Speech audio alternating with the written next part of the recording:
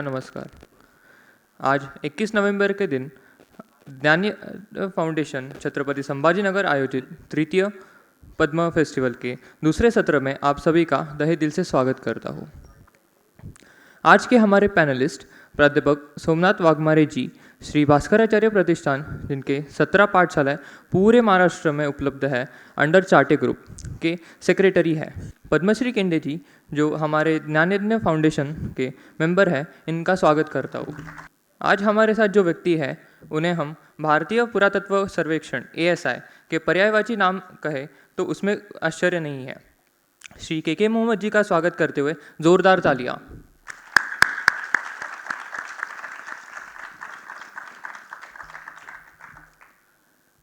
श्री के मोहम्मद जी भारतीय पुरातत्व सर्वेक्षण ASI के पूर्व प्रमुख भारतीय इतिहास और पुरातत्व के क्षेत्र में एक प्रतिष्ठित व्यक्ति है। उनका जन्म कोझिकोड केरला में हुआ था और उन्होंने अलीगढ़ मुस्लिम यूनिवर्सिटी से पुरातत्व में शिक्षा प्राप्त की। अपने करियर के दौरान उन्होंने कई ऐतिहासिक स्थलों के संरक्षण और पुनर्स्थापना में महत्वपूर्ण भूमिका निभाई। खास तौर पर अयोध्या के राम जन्मभूमि और मध्य प्रदेश के बटेश्वर मंदिरों के संरक्षण में उनका योगदान बहुत सराहा गया। वे अपनी निष्पक्षता, शोध की गहराई और भारतीय संस्कृति के प्रति गहरी निष्ठा के लिए जाने जाते हैं। उनके प्रयासों ने भारतीय इतिहास की समृद्ध धरोहर और सहेजने और समझने में बड़ी भूमिका निभाई है। इनके कार्य की गरिमा को पहचानते हुए निवृत्ति पश्चात भारत सरकार ने 2019 में श्री के मोहम्मद जी को पद्मश्री से सम्मानित किया गया। अभी श्री वाघमारे जी आपके हाथों श्री के मोहम्मद जी का सम्मान किया है।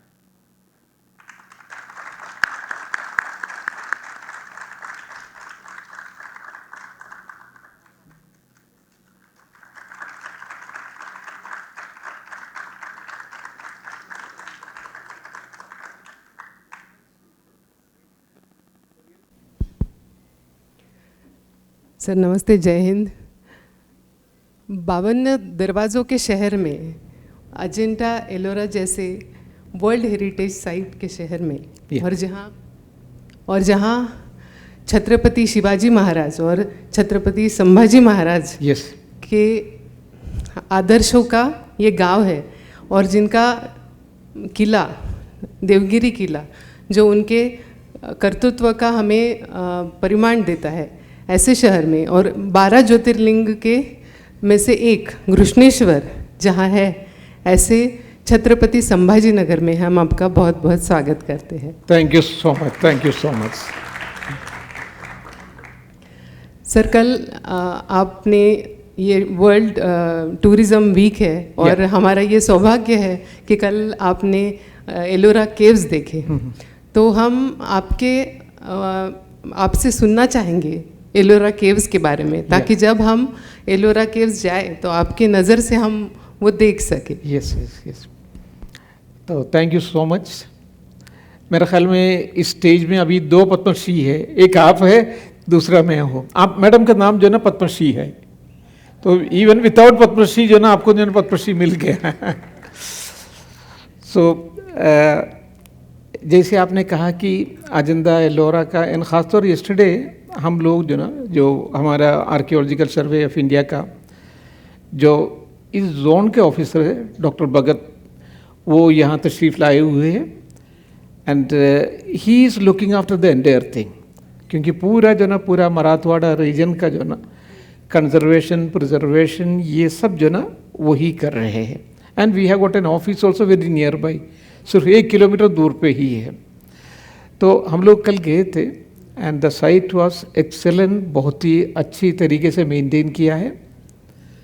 All over the world there are 1022 world heritage monument, 1022 world heritage monument all over the world.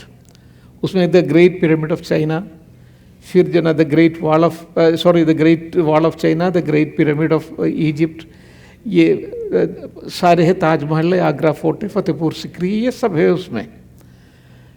तो उसमें 1222 में इंडिया में है 42 and that too is from 166 countries.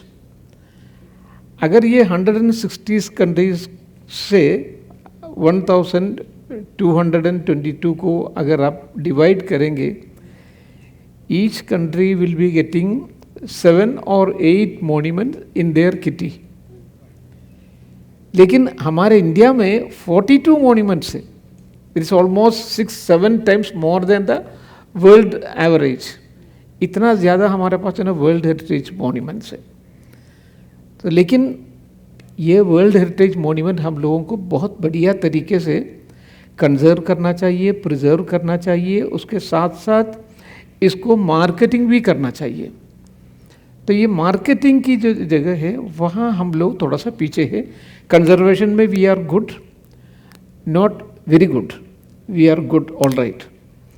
लेकिन जो मार्केटिंग हेरिटेज है उसमें हम लोग बहुत पीछे है.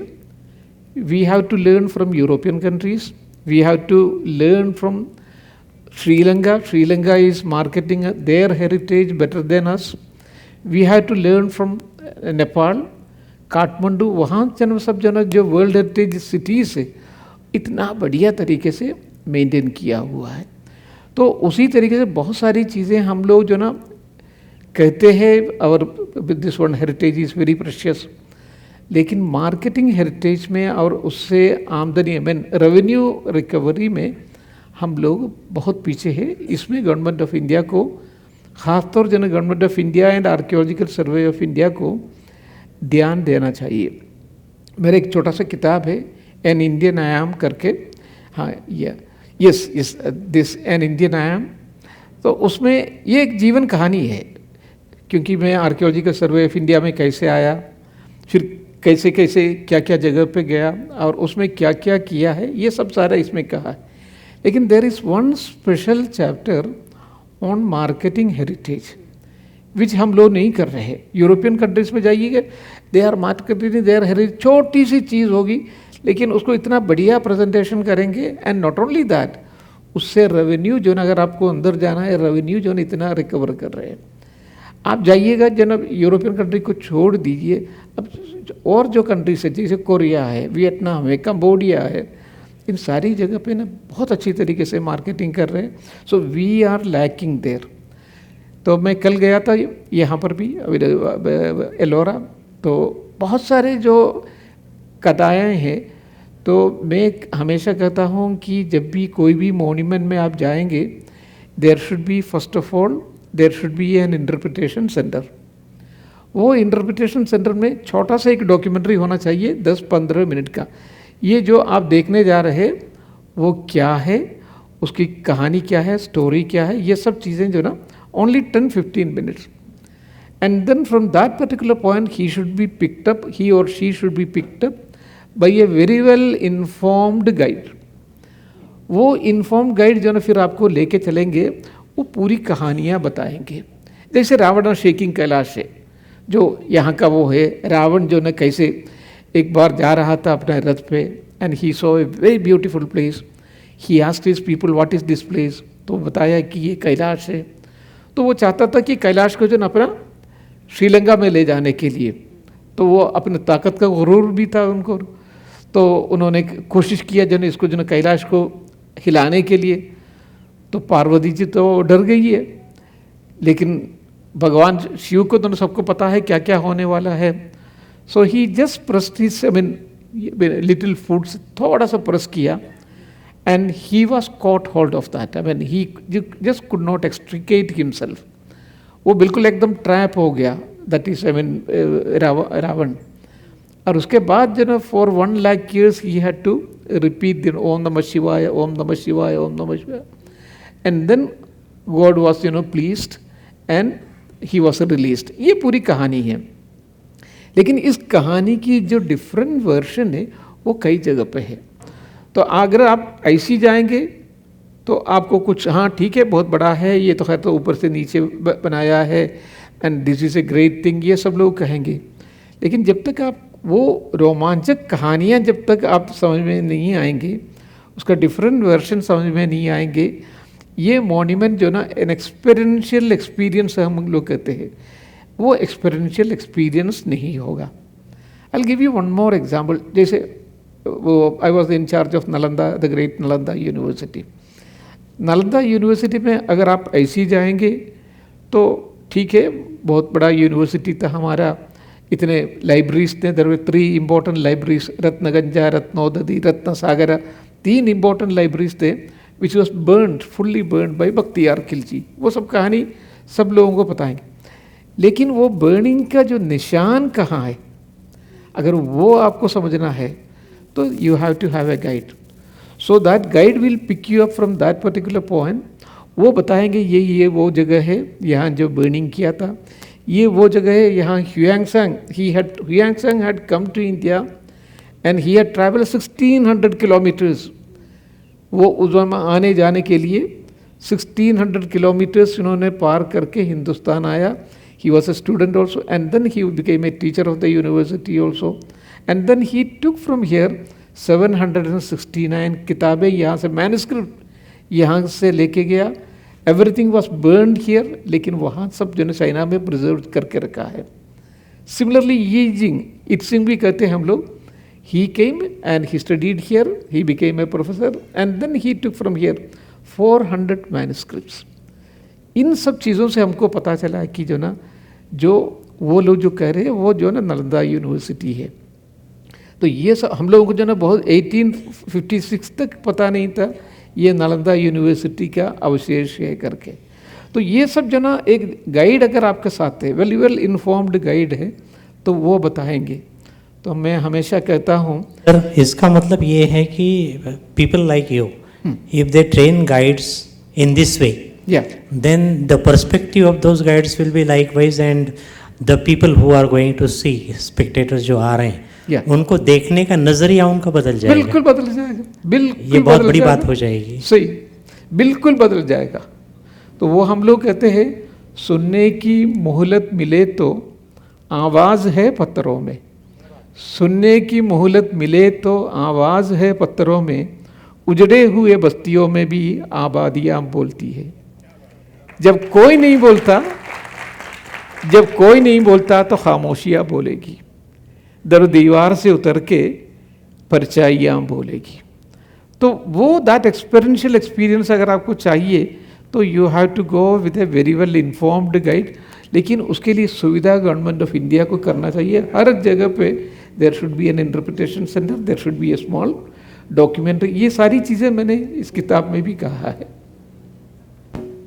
आपको क्या लगता है कि what will be the reasons और what may be the reasons behind such kind of disinterestedness in keeping all those things by government? ये गवर्नमेंट इतना ध्यान इस तरफ क्यों नहीं दे रही? गवर्नमेंट मैं I will be very critical. हाँ, मेरे किसी पार्टी का आदमी नहीं हूँ मैं. I am a liberal person. I don't go with any political party. लेकिन जो एक तो विजन हो चाहिए.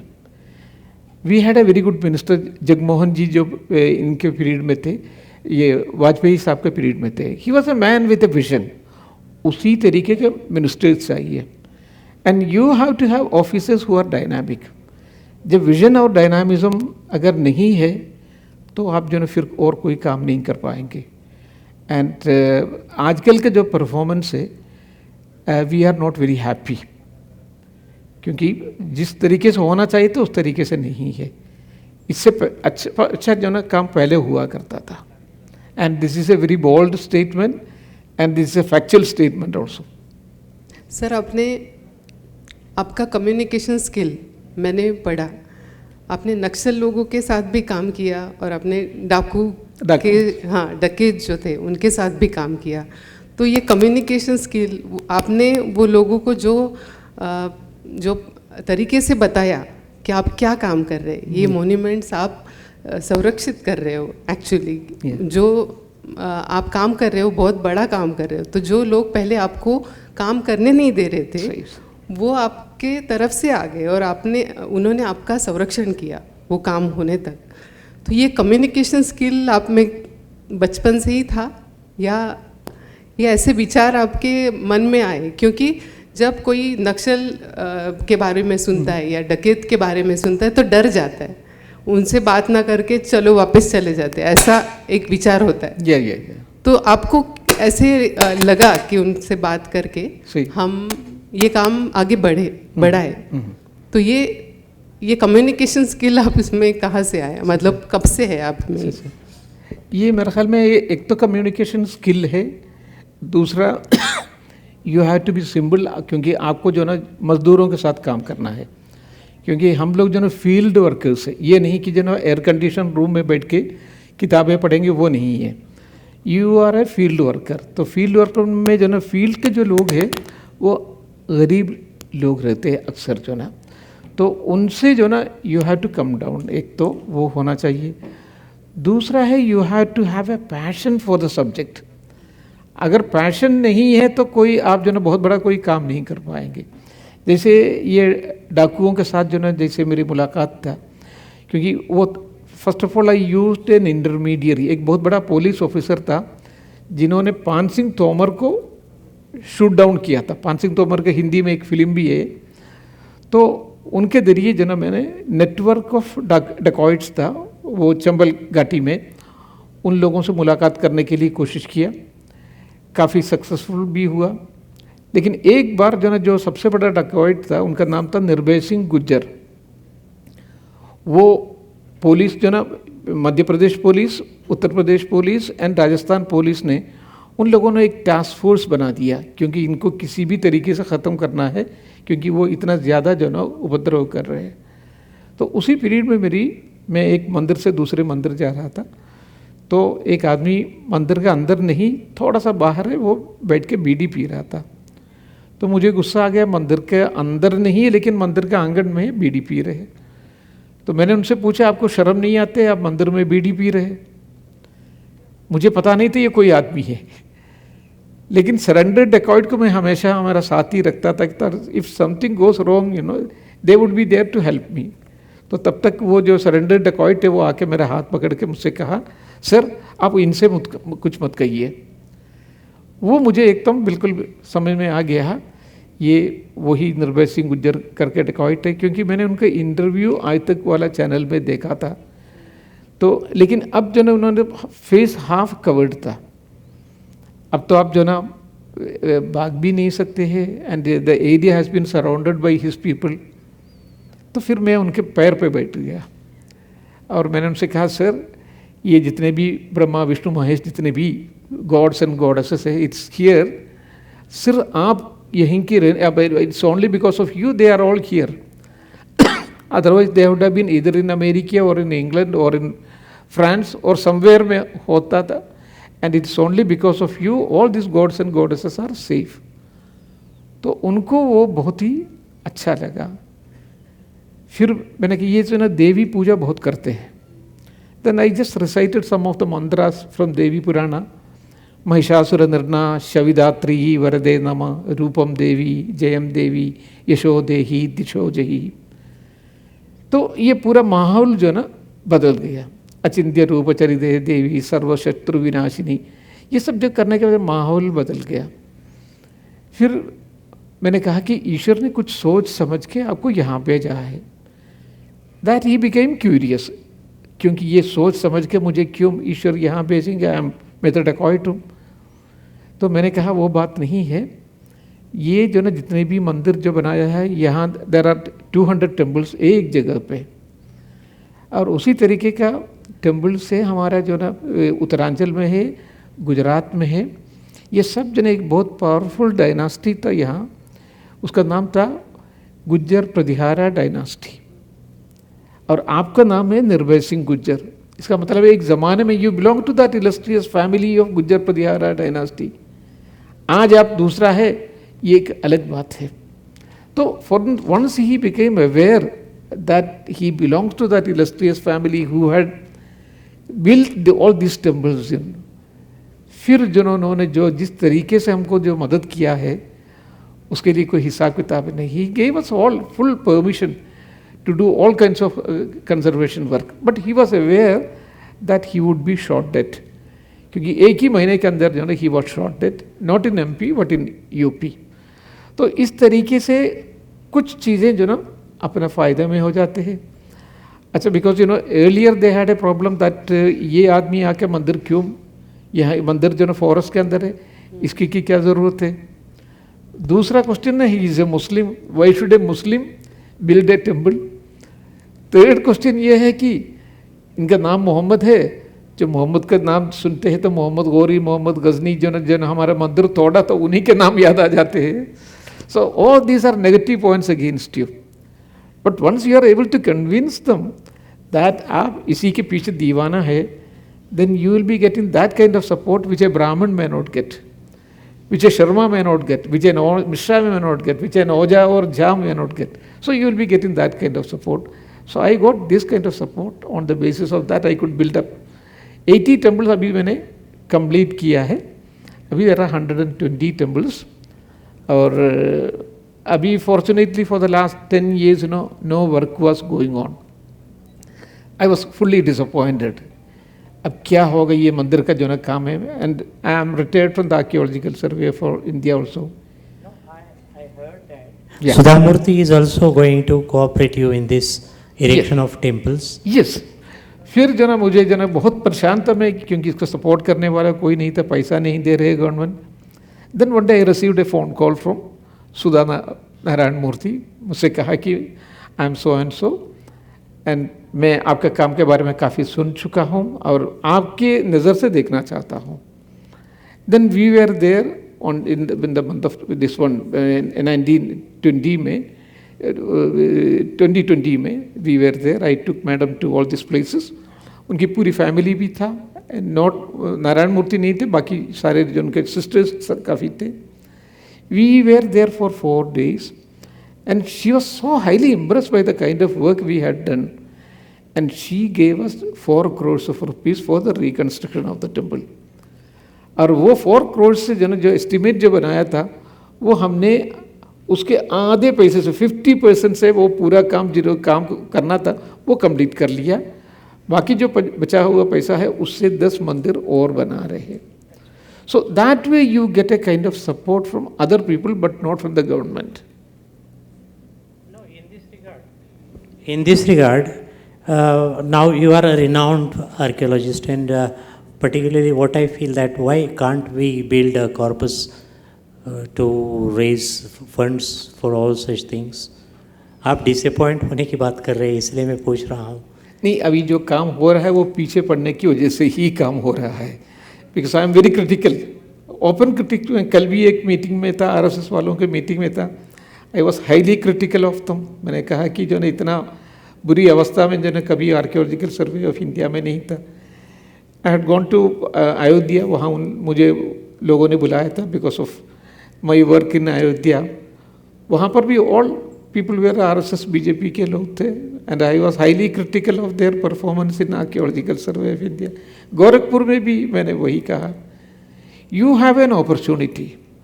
आप जो ना जो ज़िंदगी में जो मकाम निकल जाते हैं वो फिर कभी नहीं आते.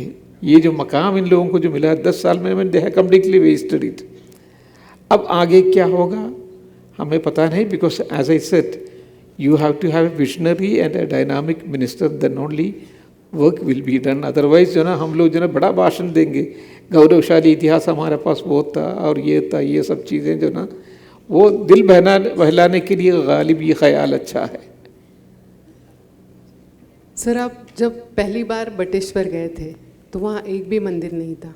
वहाँ एक भी मंदिर नहीं था जब मैं पहली बार गया था. हाँ, या तो आपने कैसे ये काम चालू किया? नहीं, और उसमें एक भी नहीं, उसमें 4 मंदिर जो ना खड़े थे. Then we have certain guidelines है हमारे पास. वो कुछ किताबें हैं. नंबर 1 मायामदा करके जो ना there is a temple treaty है, पहले के जो मंदिर किस तरीके से था. और उसके बाद जो ना कई ये ट्रीटी से जो 6th सेंचुरी का टेम्पल कैसे होगा, 7th सेंचुरी के कैसे होगा, 9th सेंचुरी के क्या होगा, क्या स्टाइलिस्टिकल है, इन सब चीज़ों के बारे में जो ना बुक्स है. And then some 4 temples were standing. तो हम जो ना वो किताब देखेंगे एंड यहाँ जो ना आपके पास टेम्पल भी है. तो इन दोनों को जो ना तालमेल करके हम लोगों ने उसको उसी तरीके से डिफाइन किया. And then we started getting almost all parts. So सबसे नीचे का जो पोर्शन है वो वेदी बंदा कहते हैं. देन जंगा होगा, देन वरांतिका होगा, देन शिखरा होगा, देन मस्तका, जो ह्यूमन कंसेप्ट है। तो उसके हिसाब से जो ना आपको देखना पड़ेगा। तो ये सब जो ना किताबों की वजह से हम लोग रिकन्स्ट्रक्ट कर पाए। ये काम करते वक्त आपको जो मैन्युस्क्रिप्ट्स है, पांडुलिपियाँ जो है, उनका उपयोग होता है, फायदा होता है। या हाँ, तो ये बहुत महत्वपूर्ण है कि हमने भारत में जो कुछ भी मैन्युस्क्रिप्ट्स है, पांडुलिपियाँ है, उनका संवर्धन होना चाहिए, उनका जतन होना चाहिए। लेकिन ऐसा होता है, मतलब अभी भी ऐसा है कि इग्नोरेंस होता है, वो खराब हो रहे हैं वो पांडुलिपियाँ, जो कि जिसके आधार पे हम हमारा भारत का जो पुराने मंदिर है उनका इंफॉर्मेशन ले सकते हैं। तो एएसआई इसके बारे में कुछ करता है, या मतलब एएसआई इसके रिलेटेड कुछ होता है इसमें? हमारा एएसआई के अंडर जो ना, एक तो there is a temple survey department है। उनका काम सिर्फ यही है कि कितना मंदिर जो ना कितना कितना कहाँ कहाँ रहा होगा, इसके ऊपर जो ना सर्वे करना, उसका रिकॉर्ड करना। एक तो आर्कियोलॉजिकल सर्वे ऑफ इंडिया का सर्किल ऑफिस कहते हैं, जैसे डॉक्टर भगत है, he is now the incharge of this place. तो वो I mean he will be doing everything as a whole. लेकिन कुछ लोग ऐसे स्पेशलाइज्ड लोग होगा जो टेम्पल सर्वे में है, कुछ लोग एक्सकेवेशन ब्रांच करके एक दूसरा होगा, उनका काम सिर्फ एक्सकेवेशन करना है। तो इसी तरीके से ना कई जो ग्रुप रहता है, तो टेम्पल सर्वे वाले लोगों के पास जो ना पूरा इन्फॉर्मेशन रहता है मंदिर किस तरीके से रहा होगा। फॉर एग्जाम्पल, एक तो मैंने मायामदा का एग्जाम्पल दिया, फिर एक है समरांगण सूत्रधारा करके जो ना एक दूसरा ट्रीटी है, लेकिन वो 10वीं शताब्दी के बाद की है। जो मंदिर मैंने जो रिकन्स्ट्रक्शन किया है 80 मंदिर, वो सब जो ना आज से 1200 साल पुरानी है। That means from 8th-9th century से है। तो उसी के हिसाब से जो ना आपको ये देखना पड़ेगा ये किस में फिट इन होगा, किस में फिट इन नहीं होगा, और क्या डेवलपमेंटल स्टेजेस है। सर, आपने आर्कियोलॉजी में आपका इंटरेस्ट जो तैयार हुआ, उसके पीछे कुछ हिस्ट्री होगी। आप आर्कियोलॉजी जो आपने पढ़ी, या तो वो आपने चांस से पढ़ी या चॉइस से पढ़ी? अच्छा जानिए, वो असल में I was a student of history, तो मेरे साथ जो ना थोड़ा सा धोखा हुआ। There was one very important professor, he was a very powerful professor, his name is Irfan Habib. I was in Aligarh Muslim University. मुझे जो स्कॉलरशिप जो ना on the basis of merit जो मुझे मिलना चाहिए था, वो मुझे नहीं दिया। उनके मुझसे भी बहुत ही लो मार्क वाला उनका एक कम्युनिस्ट पार्टी का एक आदमी को दिया, और वो इतना पावरफुल था that I could not fight against him. तो फिर then I took my second chance, क्योंकि हिस्ट्री के बाद जो ना फिर मेरा सेकंड जो ना जो लाइकिंग था वो आर्कियोलॉजी में था। So I got admission in the Archaeological survey of India, और वहीं से मैंने कोर्स कंप्लीट करने के बाद then I came back, I got a posting in Aligarh Muslim University. तब तक जो ना वो हेड ऑफ द डिपार्टमेंट से वो निकल चुके थे। अगर वो कंटिन्यू किया होता तो I would not have got a job there in Aligarh Muslim University. उसमें मैंने कुछ वेरी इंपॉर्टेंट डिस्कवरीज जो ना उस पीरियड में किया। That was the discovery of इबादत खाना। अकबर ने सारे मजहब को एक साथ जो ना करके जो ना एक दीन इलाही वाला जो मजहब बनाया था, वो कहाँ है, इसमें जो ना आर्कियोलॉजिस्ट में बहुत ज़्यादा डिफरेंस ऑफ ओपिनियन था। लेकिन मुझे अकबर के ज़माने का एक पेंटिंग मिल गया। वो पेंटिंग वेल नोन पेंटिंग है, it is in British Museum है। तो उस पेंटिंग में they had shown the discussion which was going on at Ibadat Khana between Christian fathers और मुस्लिम स्कॉलर्स के बीच में। तो वो पेंटिंग को यूज़ करते हुए मैंने एक पूरा बहुत बड़ा टीला था, 12 पेड़ थे उसमें, वो मैंने I came to the conclusion this is the place and now you have to excavate it. तो मैंने पूरा एक्सकेवेशन किया, तो वो बिल्कुल जैसे ये पेंटिंग में दिखाया उसी तरीके का एक पूरा स्ट्रक्चर ज़मीन के अंदर से निकल के आया, and it was on the basis of that one I could prove that this was the real Ibadat Khana means the place where he had invited people from all the religion, Hindu Muslim Christian सबको जो है बुला के बहस किया करवाता था। Ultimately he award a new religion known as Din Ilahi, वो वहीं से था। So that was considered as the nursery of Indian secularism. वो मिल गया, उसी की वजह से फिर then I got this one appointment in archaeological survey of India also.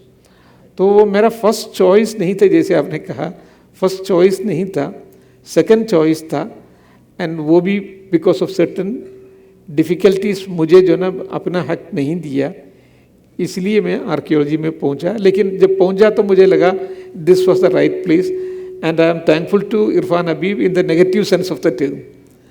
तो ज़िंदगी में इसी तरीके की तरह प्रॉब्लम्स होते रहना चाहिए। अगर प्रॉब्लम नहीं है then your real capacity will not come out. तो I am still grateful to Irfan Habib in the negative sense of the term, not in the positive sense.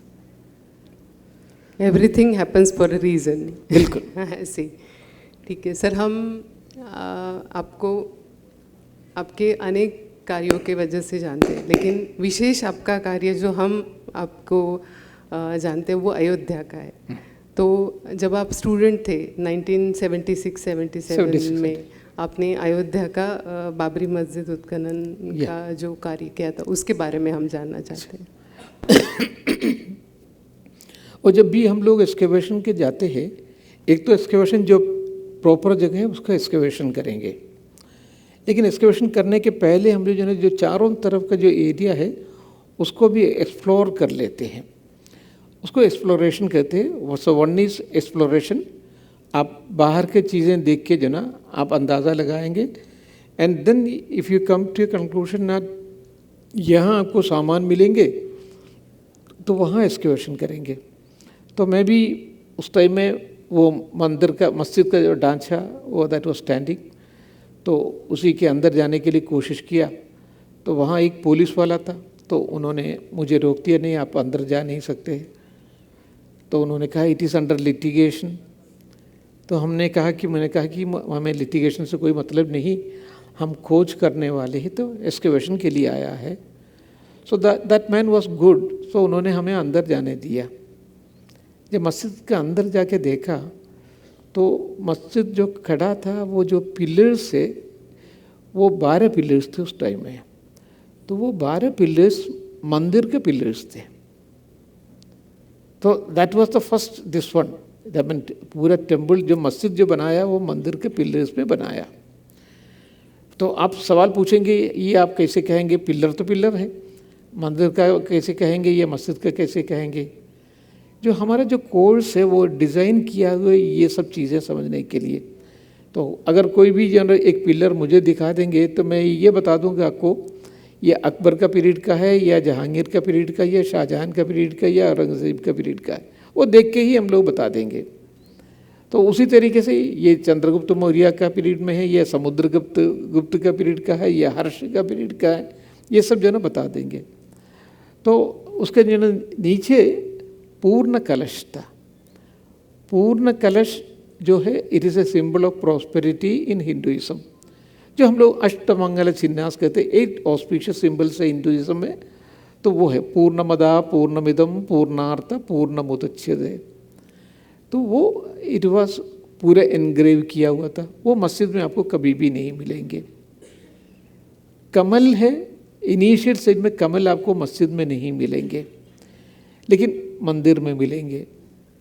Temple bells है वो कभी भी मस्जिद में आपको नहीं मिलेंगे, मंदिर में मिलेंगे। तो ये सब पूरा एविडेंस। फिर then there were certain gods and goddesses का प्रतिमा भी थे, बट दैट वाज डिफेस्ड।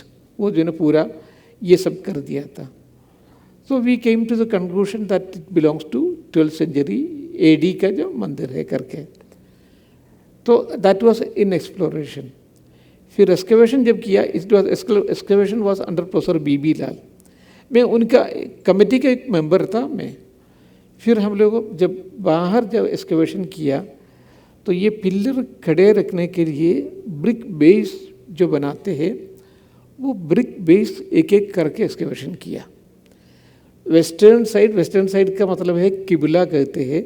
जो मुस्लिम इस्लामिक जो मस्जिद देखेंगे तो उसका एक प्रेयर हॉल रहता है, वो हमेशा टुवर्ड्स द वेस्टर्न साइड होगा। फिर सदर्न साइड एक्सकवेशन किया, वहाँ पर भी हम लोगों को इसी तरीके टेम्पल पिलर्स के जो नीचे का जो पोर्शन है ब्रिक पिलर बेसिस मिला। फिर कई गॉड्स एंड गॉडेसेस का प्रतिमाएं मिली। तो मस्जिद है तो आपको गॉड्स एंड गॉडेसेस का मिट्टी का प्रतिमा कभी भी नहीं मिलेगा। So it was on the basis of this one we had come to the conclusion ये मस्जिद बनाने के पहले मंदिर था, लेकिन that was a different period. तो ये इसको बहुत अखबार में नहीं दिया, जो हमारा जो रिपोर्ट था उसमें ये सारी चीज़ें बता दिया, लेकिन अखबार में जाके ये एक इश्यू बनाना नहीं चाहा। लेकिन कम्युनिस्ट हिस्टोरियन इरफान हबीब, रोमिला तापर, JNU वाले, अलीगढ़ के हिस्टोरियन, ये मिलके इन लोगों ने एक बयान दे दिया। The place was excavated by professor BB लाल, और उनको हिंदुइज़्म से एसोसिएटेड कोई भी चीज़ नहीं मिला, मंदिर से एसोसिएटेड कोई भी चीज़ नहीं मिला, और इसीलिए मुसलमानों को ये मंदिर देने, मुसलमान को ये हिंदुओं को मंदिर देने की ज़रूरत नहीं करके उन्होंने एक सुओ मोटो अखबार में एक स्टेटमेंट दे दिया। तो professor BB Lal was in a fix. उन्होंने कहा नहीं, हमारे पास काफ़ी एविडेंसेस है, लेकिन ये अखबार में देख के हम एक इश्यू बनाना नहीं चाह रहे थे। तो ही गेव ए स्टेटमेंट। अब उन्होंने तो स्टेटमेंट दे दिया। He was not a government servant, वो गवर्नमेंट रिटायर हो गए थे, तो he could give a statement like that one. I was working at that time in Madras में था, मैं डिप्टी सुपरिटेंडिंग आर्कियोलॉजिस्ट था। So I gave a statement knowing fully well that the government can take action against me.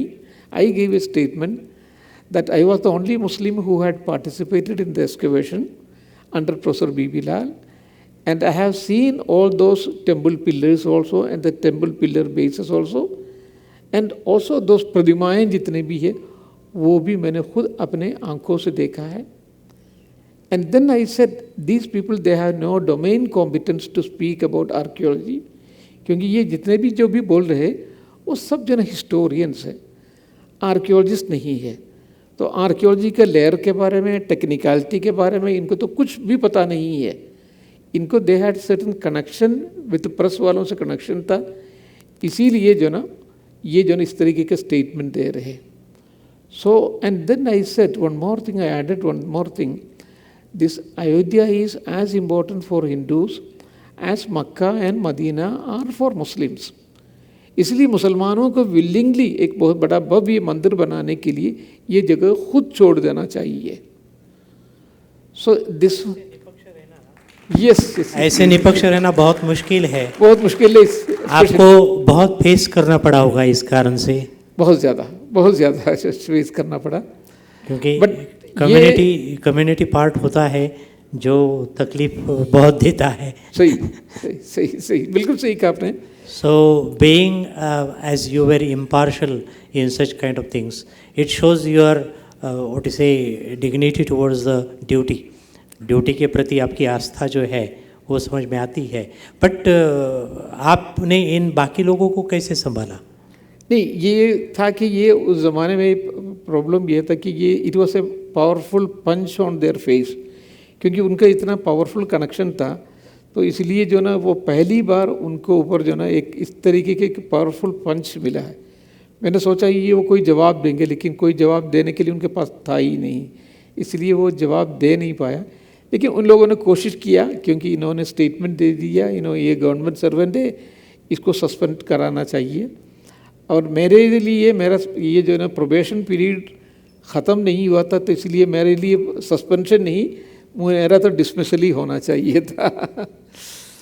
लेकिन वहाँ कुछ professors ऐसे थे, एक आई महादेवन करके एक बहुत बड़ा IAS ऑफिसर था, ही इंटरवीन्ड। मद्रास यूनिवर्सिटी के कुछ प्रोफेसर्स थे, दे इंटरवीन्ड। तो उन लोगों ने कहा आप एक्शन ज़रूर ले लीजिए, लेकिन जो ना ऐसी एक्शन ले लीजिए, या एक्शन ले लिया लेकिन इनके ऊपर कुछ पढ़ना भी नहीं चाहिए। With secretary was R.C. Tripathi at that time. उन्होंने मुझसे कहा, I am going to suspend you right now, how did you make such a statement? तो मैंने उनसे कहा, सर मेरा कोई गलत इंटेंशन नहीं था, जो मैंने देखा है वो मैंने कहा है और दुनिया की भलाई के लिए किया है। अब फिर मैंने I quoted from Bhagavad Gita, लोक संग्रह में वापी संभष्यन कर्तुमर्हसि, whatever you do it for the betterment of the world. तो वो और नाराज़ हो गया और मुझसे कहा कि मैं इलाहाबाद का ब्राह्मण हूँ, तुम मुझे संस्कृत सिखा रहे हो, I am going to suspend you right now. तो उसमें मैंने कहा, सर स्वधर्मे निधनम श्रेया, मैंने तो अपना धर्म निभा दिया है और उसके लिए जो है इवन मृत्यु भी स्वीकार है, even death is also welcome. तो उसमें उन्होंने कहा, well mister Mohammad, you have done the right thing, it should have been spoken by an archaeologist and it should have been spoken by a Muslim archaeologist, and you are a Muslim archaeologist, but I am under pressure to take action against you।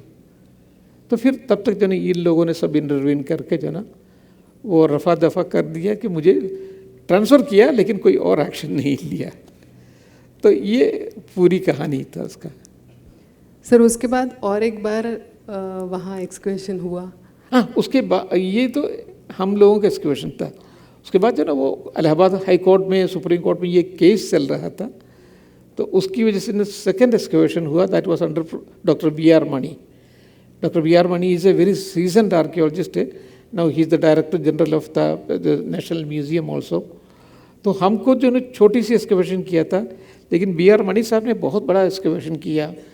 तो हमको तो 12 pillars मिले थे, उनको तो 90 से ज़्यादा pillar basis मिल गया, जिसकी वजह से ये पता चला कि जो ना ये एक बहुत भव्य मंदिर थे।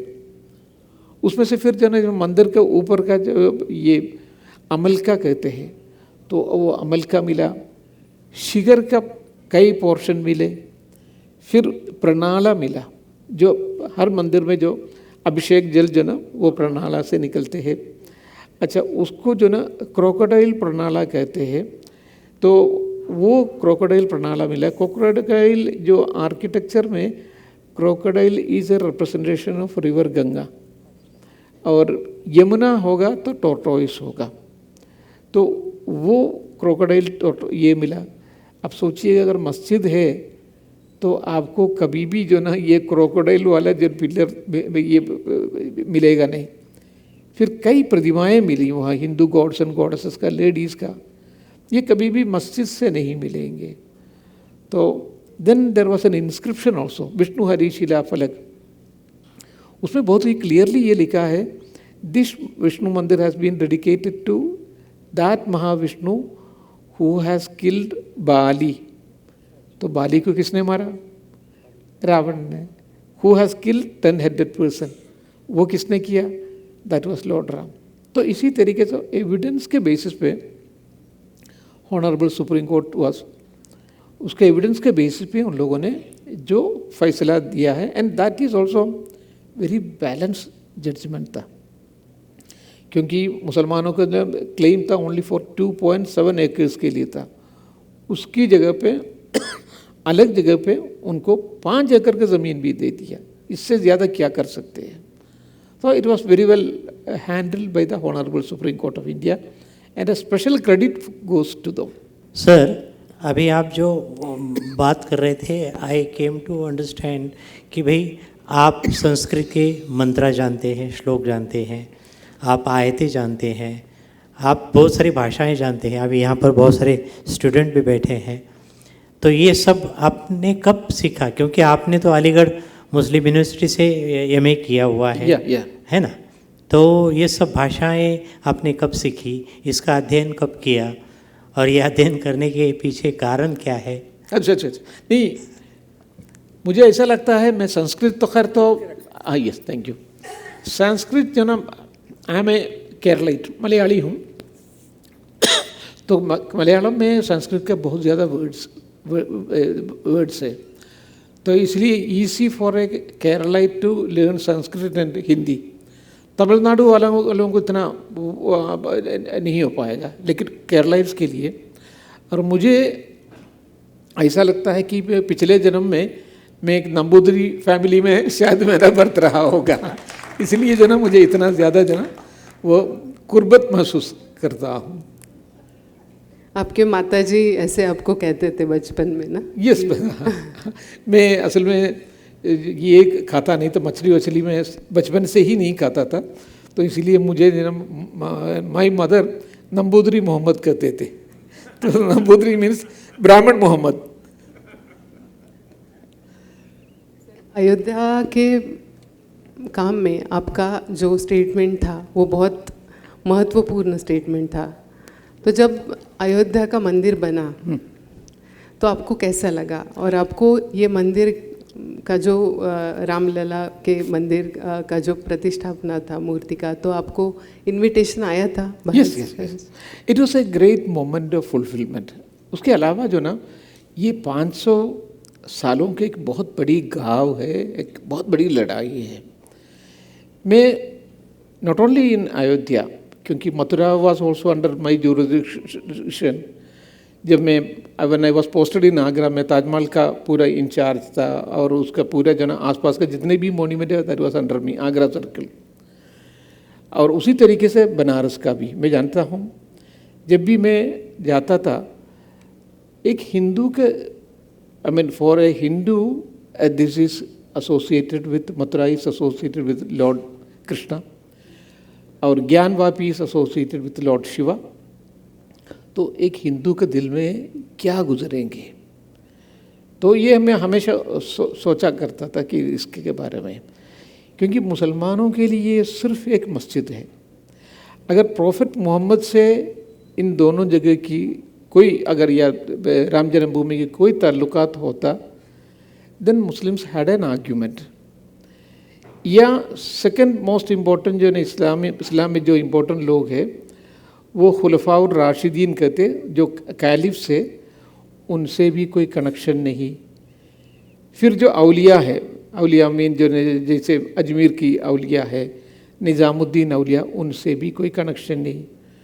ये मस्जिद वो कहीं पर भी बना सकते हैं, लेकिन एक हिंदू ऐसा नहीं है, क्योंकि ये राम से एसोसिएटेड है, राम का जन्म स्थान है, वो वहीं बना सकते, कहीं से हटा नहीं सकते हैं। उसी तरीके से एक जन्म मथुरा का है, वो वहीं बना सकते, कहीं और नहीं बना सकता है। और ज्ञानवापी का भी वही है। तो मुसलमान को जो थोड़ा सा सोचना चाहिए था कि हम लोगों जो ना, अगर वो पूरा खुद जो ना देने के लिए अगर कोशिश किया होता, that would have created a great this one, I mean healing touch, that would have been the biggest healing touch from the side of the Muslim community। वो एक मौका था, वो कुछ मुसलमान सोच रहे थे, लेकिन कुछ लोग तैयार भी थे, लेकिन जो कम्युनिस्ट हिस्टोरियन इरफान हबीब वगैरह जो ना, और JNU के जो हिस्टोरियन ने मुसलमानों को बरगलाया और मुसलमानों से कहा, देखिए आप अगर एक दे देंगे, आपको 300 का 4000 का 3000 का एक पूरा लिस्ट है उन लोगों के पास, वो सारी चीज़ें आपसे मांगेंगे, इसलिए आप जो ना यहाँ मत मानिए।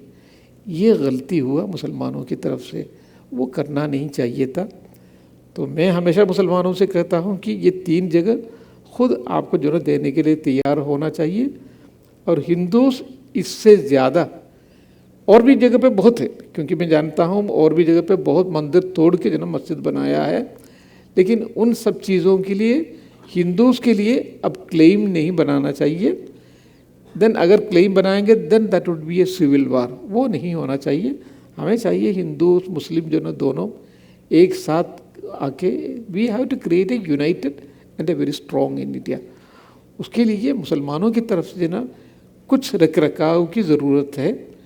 अगर नहीं है तो फिर that will be creating further problem for a long time. Sir, आपके कार्यकाल में आपकी Barack Obama, Michelle Obama, Pervez Musharraf sahab, इन सभी से मुलाकात हुई थी। यस, तो थोड़ा हम उसके बारे में जानना चाहेंगे। अच्छा, नहीं वो असल में जो ना that was part of my duty also. जब भी बाहर से लोग आते थे, because when I was posted in Delhi, Barack Obama आए, फ्रेंच प्रेसिडेंट आए, जर्मन प्रेसिडेंट आए, तो that was part of my duty also to take them and give that kind of experiential experience, जो मैंने जो बताया था नालंदा के बारे में, एक्सपीरियंस जो उनको दिलाना, that was part of my duty also. लेकिन उस टाइम में मैं हमेशा ये भी करता था, while I was doing my work, मेरा साथ जो है वो दिल्ली में मैं आई was posted during the Commonwealth 2010। तो ड्यूटी बहुत ज़्यादा था कि काम जो है बहुत ज़्यादा करना था। उसके लिए लेबर फोर्स आए थे कई जगह से, स्पेशली बंगाल से, उत्तरांचल से, इसमें जो है बिहार से, उत्तर प्रदेश से। ये लेबर फोर्स के साथ ना बच्चे भी आते, छोटे छोटे बच्चे भी आते हैं, उनको पढ़ने का कभी मौका नहीं मिलता है। तो वो जो ना 3 महीने एक जगह पे काम करेंगे, फिर जो ना दूसरी जगह पे माइग्रेट करेंगे, माइग्रेंट लेबर से। तो मैंने एंड माई वाइफ ऑल्सो, हम लोगों ने क्या सोचा कि ये जो ना माइग्रेंट लेबर के लिए छोटा सा स्कूल खोल देंगे उनको सिखाने के लिए। तो एक तंबू स्कूल करते थे, क्योंकि मोन्यूमेंट है, मोन्यूमेंट में आप जो ना परमानेंट बना नहीं सकते। तो उनके लिए टेंडेड स्कूल शुरू किया, एक टीचर को अपॉइंट किया, उनको जो यूनिफॉर्म देते थे, खाना खिलाते थे, and they were very happy. फिर जो खेलने के लिए जो भी चाहिए, we use to make that one. तो the students were very happy. तो कुछ अखबार वाले आए तो उन्होंने ये देखा ये अपना ड्यूटी भी कर रहे हैं, and they are doing this kind of social service also. सर्वे भवन्तु सुखिनः, सर्वे सन्तु निरामया, सर्वे भद्राणि पश्यन्तु मा कश्चिदं दुःख। तो we are doing that one. तो उन्होंने वो अखबार में दे दिया, एंड देन CNN IBN ने मुझे एक अवार्ड दे दिया सिटीजन जर्नलिस्ट करके। So it was given by a very tall man, he was 6.2 and I was 5.2। तो वो अमिताभ बच्चन थे। अमिताभ बच्चन ने अवार्ड दिया तो खैर it became popular. Then when American president came, उन्होंने इन बच्चों से मिलना चाह रहा था, तो there was an opposition from our government, कुछ मिनिस्ट्री की तरफ से। तो उन्होंने कहा ना he would like to meet those children. तो पूरा 1 घंटे का पूरा प्रोग्राम 45 मिनट्स का था, बट ही टुक 1 पूरा आवर लिया, and he was the happiest man when he met this children. क्योंकि उनका भी एक ऐसा पास था जो it was not very good. Indonesia में ये कहीं पर भी जो ना, he also had the same kind of thing. तो इनको बहुत ही अच्छा पसंद आया। Then there was one boy जो स्लम स्कूल का बॉय था, it was he who received him, welcome Mrs and mister Obama. So that boy was very impressive. उन्होंने पूछा व्हाट इज़ योर नेम, तो उन्होंने कहा माई दिस वन शाहिल। तो that was in 2010।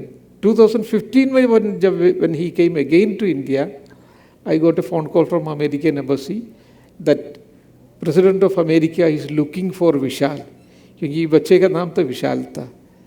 तो then he told me to, they told me to locate the children। मैंने कहा कि उनके पास ना ईमेल है न और है, मोबाइल है। तो उन लोगों ने कहा नहीं, थोड़ा सा आप कोशिश कीजिए। Then I located him because I had his father's number था, and then he met this child also. तो इस तरीके का कुछ अनुभव जो ना बहुत ही अच्छा रहता है।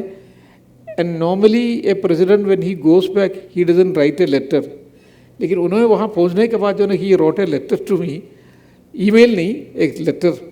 वो पूरा एक अमेरिका के एक अमेरिकन एम्बेसी के ऑफिसर जो ना वो लेटर लेके मेरे पास आया देने के लिए, सेरेमोनियली देने के लिए। So this kind of opportunity also you get it. So it was a wonderful occasion for me. These are touching moments. Yes, touching moment really. Sir Taj Mahal के बारे में ही बात कर रहे हैं हम, तो एक किसकी? ताजमहल के बारे अच्छा, में। ताजमहल क्या? हाँ, तो सर ताजमहल के बारे में और कुछ बातें कही जाती है, आपने वहाँ काम किया है, तो हमें ताजमहल के बारे में सुनना है। ऐसे कहते हैं कि वहाँ मंदिर है, Yes. नीचे मंदिर है Yeah, ताजमहल के नीचे, तो आपके मुझ से सुनना चाहते Yes, हैं yes, हमने। yes. हाँ, देखिए, मैं आई एम एन आर्कियोलॉजिस्ट हूँ, बेसिकली स्टूडेंट ऑफ आर्किटेक्चर है, and student of this one art and architecture also. तो हम लोग जो है जितने भी है, डॉक्टर भगत जी यहाँ है हमारे पास साथी है, तो हम लोग जो ना हमेशा जो ना ये देखते हैं आर्किटेक्चर ये कितने साल पुरानी है, मैंने आपसे शुरू में ही कहा था, ये अगर जो है एक पिलर मेरे सामने रखेंगे, मैं ये बता दूंगा ये अकबर का है, जहांगीर का है, शाहजहां का है। तो उसी तरीके के जो अगर आज स्टडी करेंगे ताजमहल में क्या चीज़ें, मोस्ट इम्पॉर्टेंट 3 चीज़ें हैं। एक तो आर्चस है। आर्चस एंशिएंट इंडिया में, हिंदू इंडिया में आर्चस जो ना 12वीं शताब्दी के पहले, तो 12वीं शताब्दी के पहले आर्चस इंडिया में नहीं आया। एंड स्पेशली पुराने टेम्पल में एक भी आर्च आपको नहीं मिलेंगे। मैं मैसूर पैलेस की मंदिर की बात नहीं कर रहा हूँ, वो सब जो ना मॉडर्न मीन्स लेट मेडिवल है। एक तो नंबर 1। दूसरा है डोम है। डोम पहले कभी भी एंशिएंट टेम्पल में नहीं मिलेंगे आपको। तीसरा है मिनरेट्स।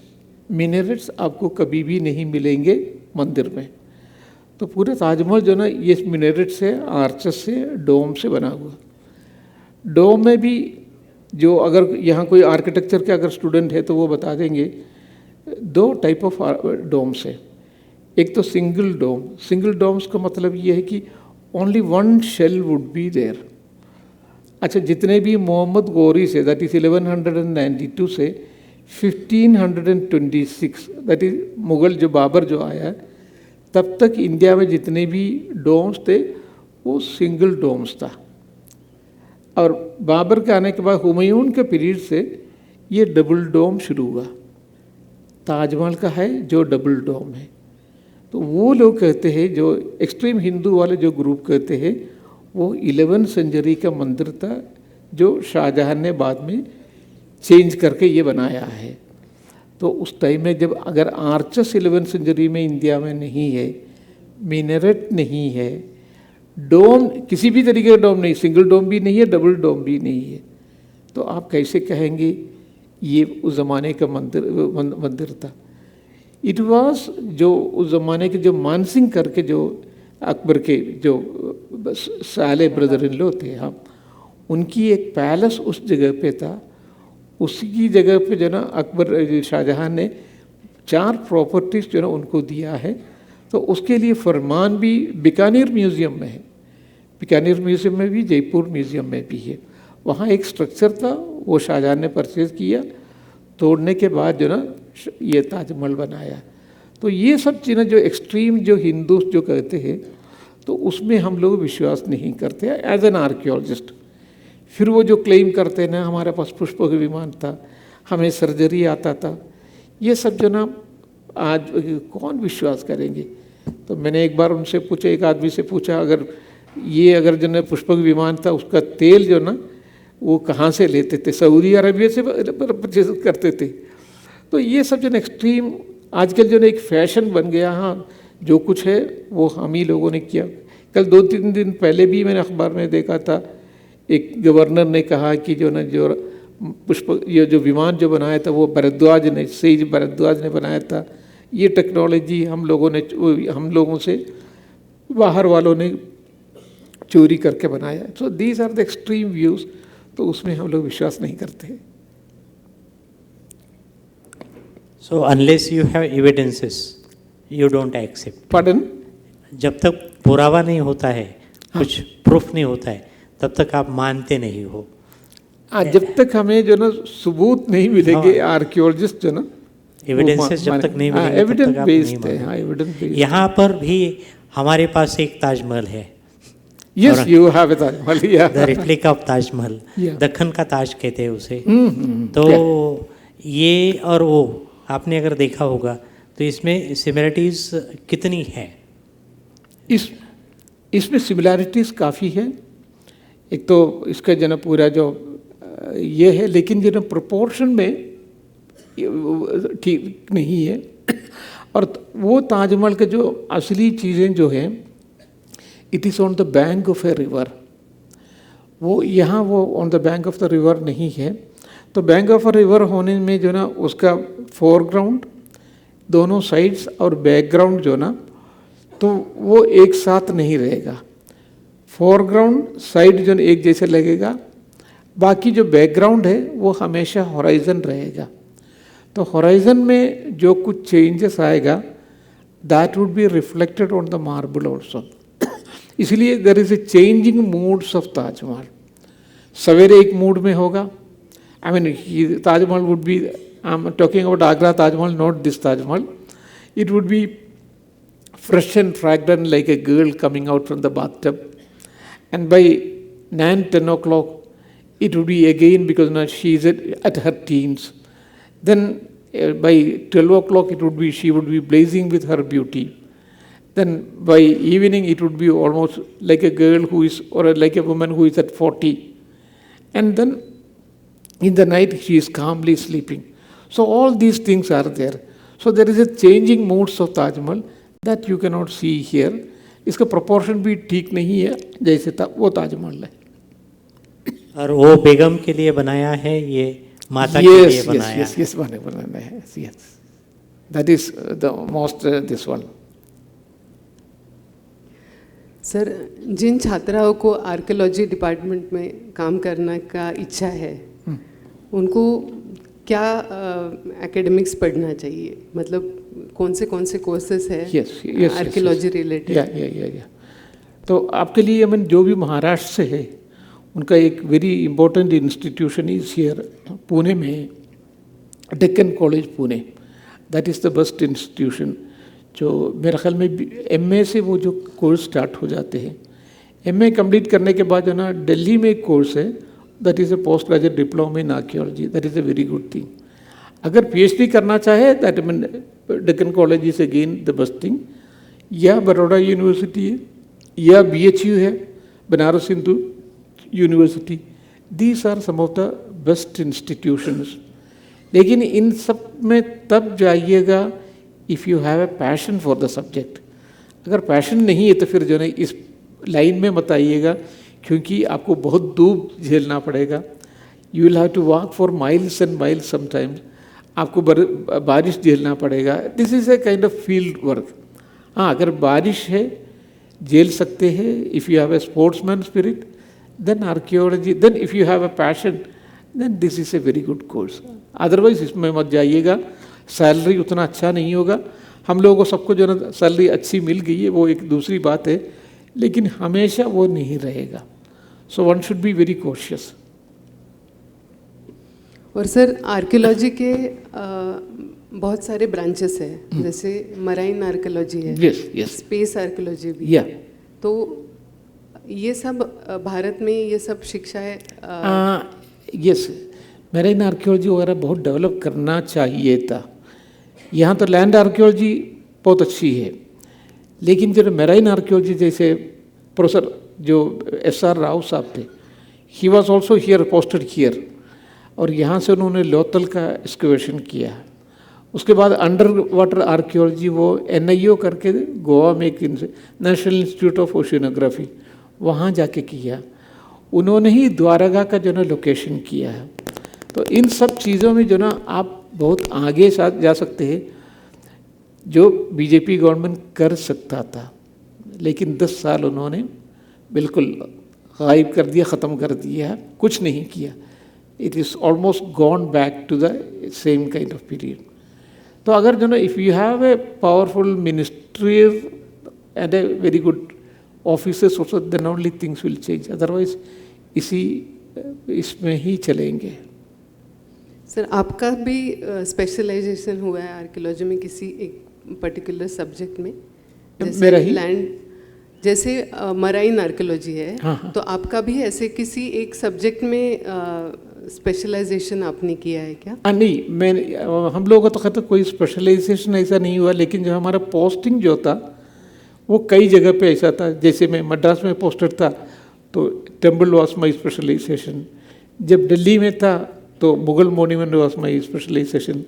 लेकिन मुझे एक अपॉर्चुनिटी मिला, जो प्रोफेसर ये थे SR राव साहब, तो व्हेन आई वाज पोस्टेड इन गोवा, वो नेशनल इंस्टीट्यूट ऑफ ओशियनोग्राफी में, उन्हीं के अंडर में मेरा ट्रेनिंग हुआ है मरीन आर्कियोलॉजी में, अंडरग्राउंड आर्कियोलॉजी में, अंडर वाटर आर्कियोलॉजी में। तो I got an opportunity, so and I claim myself as a student of Professor SR Rao and Professor BB Lal also। तो ये सब जो ना जिंदगी के कुछ मौका है, कुछ ब्लेसिंग्स है। में आर्कियोलॉजी से रिलेटेड जो काम होता है और भारत के बाहर जो आर्कियोलॉजी से रिलेटेड काम होता है उसमें बहुत फ़र्क है या कैसा है? मतलब भारत के बाहर जो आर्कियोलॉजिस्ट काम करते हैं वो उनको ज़्यादा फ्रीडम रहता है, उनको ज़्यादा स्कोप रहता है, उनको ज़्यादा फंड्स रहते हैं, क्या कंपेयर करेंगे आप? फ्रीडम यहाँ पर भी है, वहाँ पर भी है, लेकिन जो फंडिंग है वो यहाँ उतना नहीं जितना वहाँ मिलता है, क्योंकि इन सब चीज़ों को गवर्नमेंट को जो ना आगे आना चाहिए था। Government should have supported this kind of work, और उसी के साथ ही साथ जो ना, जैसे मैंने पहले कहा था, इसको मार्केटिंग कीजिए, इससे पैसा बनाइए, वो सब जो ना गवर्नमेंट को करना चाहिए था। लेकिन वो उस एस्पेक्ट में नेपाल से पीछे है हम लोग, आप श्रीलंका से पीछे है, मलेशिया से पीछे है, अब जो ना ये कंबोडिया वगैरह तो बहुत ज़्यादा पीछे है हम लोग। Thailand they are making money. और मैं यहाँ जब भी मैं देखता हूँ, जैसे यहाँ जाता हूँ बोध गया वगैरह, जो ना people are coming from Thailand, people are coming from Sri Lanka, India को वो लोग बेच रहे हैं और हम जो ना बस ऐसे ही बैठे हुए हैं। उन लोगों ने अपने हर जगह पे एक मोनास्ट्री बना दिया, वो मोनास्ट्री में जो ना 5 स्टार होटल का सारे प्रोविजन मिलेंगे, तो वो वहाँ से जो ना उनको पिलग्रिम्स को पकड़ लेते, अपने ही इसमें मोनास्ट्री में दिखाते हैं, क्योंकि अगर उसमें है तो फिर आपको जो ना कोई भी टैक्स देने का ज़रूरत नहीं है। जो इंडिया को टैक्स मिलना चाहिए तो वो टैक्स इंडिया को नहीं मिलेगा, उसी कंट्री को मिलेंगे। तो इस तरीके के प्रोविजन जो ना वो लोग कर रहे हैं, लेकिन हम लोग उसमें कहीं पर भी नहीं है। सर, मार्केटिंग आर्कियोलॉजी में क्या कर सकते हैं? आपने कैसे प्रयोग किया था? ये मार्केटिंग का ये है कि इंडिया में इतना ज़्यादा जो ना, जो हमारा ये विरासत है इतना ज़्यादा है, उसको थोड़ा सा अच्छी तरीके से पेश करने के बाद जो ना फिर उससे आमदनी, जैसे जो ना यहाँ अब भी अगर आप जाएंगे कई जगह ऐसे मिलेंगे, बहुत इम्पोर्टेंट है, लेकिन जो ना वहाँ एंट्री टिकट नहीं है। फिर लोगों को जो समझाने का जो तरीका है वो मैंने जो कहा एक्सपेरिएंशियल एक्सपीरियंस, एक बार जो ना वो आप फिल्म देख लीजिए और उसके बाद एक गाइड के साथ जाइएगा Nalanda, you will be coming out as a completely different man. You would be proud of your own heritage. क्योंकि Oxford university that was made in 1200 and 700 years before that you had Nalanda University. Cambridge University was made constructed in 1300. 800 years before you had this one Nalanda University, before this one. Similarly, European universities जितने भी है, Birmingham है, बाकी सब जो ना around 1000 में शुरू हुआ, उसके कई 1000 साल, कई 100 साल पहले हमारा यूनिवर्सिटी शुरू। ये सब चीज़ें जब लोगों से आप बोलना शुरू करेंगे, then he would be really proud of our own heritage and he would be coming out as a completely different person. तो वो जो टेक बैक, जब आप वापस आएंगे, जो टेक बैक जो होगा, and that would really change your personality. मैं वही इम्पैक्ट जो ना हर मॉन्यूमेंट में बनाना चाहता हूँ। इसका मैंने इसमें बताया है, but nobody is caring for all this things. Sir, आपने वो एक बुद्धा का स्तूपा का जो मार्केटिंग किया था, वो जो यस, वो बुद्धा का जो ना, ये wherever Buddhism is early Buddhism was there, वहाँ बुद्धा का उनके डेथ के बाद उनकी जो रिमेन्स है उसको उसमें कैस्केट में बना के रखा है। तो that has been excavated at 5 important places. Sarnath में मिला है, पिपरवा में मिला है, तो वो उसको कहते हैं रिलिक कैस्केट कहते हैं। मैंने बिल्कुल उसी तरीके के एक रिलिक कैस्केट बनाया। रिलिक्स तो आपको मिलेंगे नहीं, लेकिन उसकी जगह पे 4 जगह के मिट्टी डाला, चतुर्महास्थान कहते हैं उसको। That is one thing is Lumbini where lord Buddha was born, and then at this one Bodh Gaya where he got Bodhodaya, enlightenment. Then first provision that is Sarnath, वहाँ का छोटा सा कुछ grains. Then Kushinagar where he passed away, Lord Buddha passed away. वहाँ का चारों जगह का थोड़ा सा grain डाल दिया, soil का grain डाल दिया. My cost was only 450 rupees. Exactly वहाँ एक रेप्लिका बनाने के लिए यहाँ वो डाल दिया, and you sell to any of the Japanese, they will take it for 10,000 rupees because it is from Buddha's own country, the same kind of material with the soil. आप जो ना 450 की जगह पे जो ना 10,000 रुपया ले सकते हैं, एंड वो अपना पूजा रूम में रखेंगे ले जाके। तो मैंने ये भी जब ओबामा आए थे, जो मैंने जो उनको जो गिफ्ट दिया था वो this relic casket of lord Buddha ही था। तो इस तरीके से बहुत सारे चीज़ें, जो टी शर्ट है, आप सांची स्तूप का एक टी शर्ट बनाइए या जो ना इसका जो ना एक टी शर्ट बना दीजिए, and that will sell like anything. लेकिन ये सब जो ना गवर्नमेंट को करना चाहिए, वो आमदनी जो ना that will come to the government fund. These are the ways how you can completely transform the whole department, transform the whole thing. लेकिन करते नहीं है, सोच नहीं है, दिमाग नहीं है, बस वही है।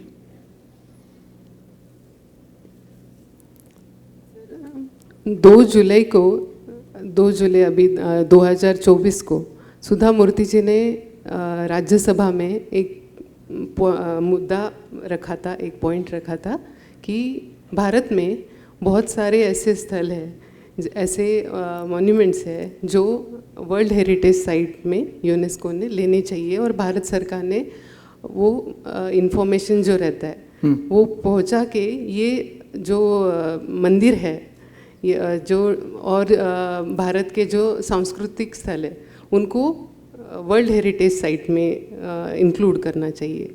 तो क्या प्रोसीजर रहता है कि एक मॉन्यूमेंट है उसको वर्ल्ड हेरिटेज साइट में अगर इंक्लूड करना है तो इसमें भारत सरकार का महत्वपूर्ण रोल है, एएसआई का महत्वपूर्ण रोल है, क्या प्रोसीजर? ये असल में जो ना भारत सरकार तो कोशिश कर सकते हैं, लेकिन इसका पूरा वर्ल्ड हेरिटेज का एक टीम रहता है।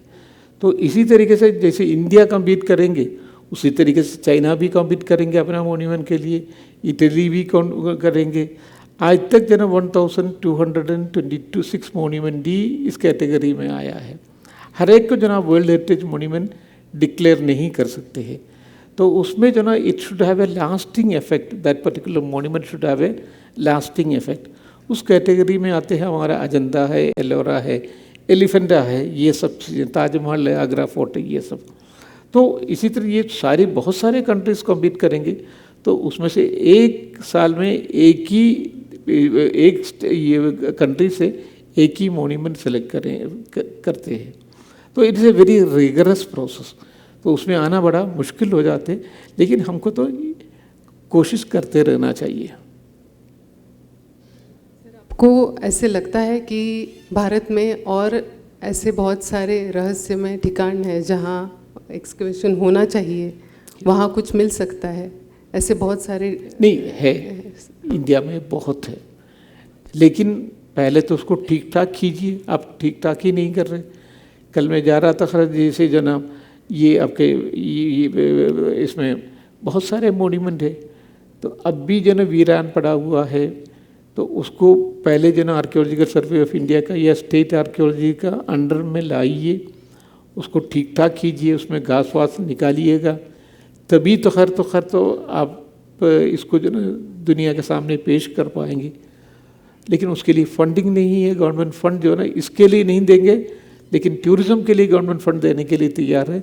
लेकिन आर्कियोलॉजी के लिए कोई भी गवर्नमेंट हो, चाहे भी कांग्रेस गवर्नमेंट हो चाहे बीजेपी गवर्नमेंट हो, वो पैसा देते नहीं है। Actually archaeology is very important if we want to learn history. Yes, तो आर्कियोलॉजी बहुत ही इम्पॉर्टेंट है, बहुत इम्पॉर्टेंट है, लेकिन वो समझते नहीं है।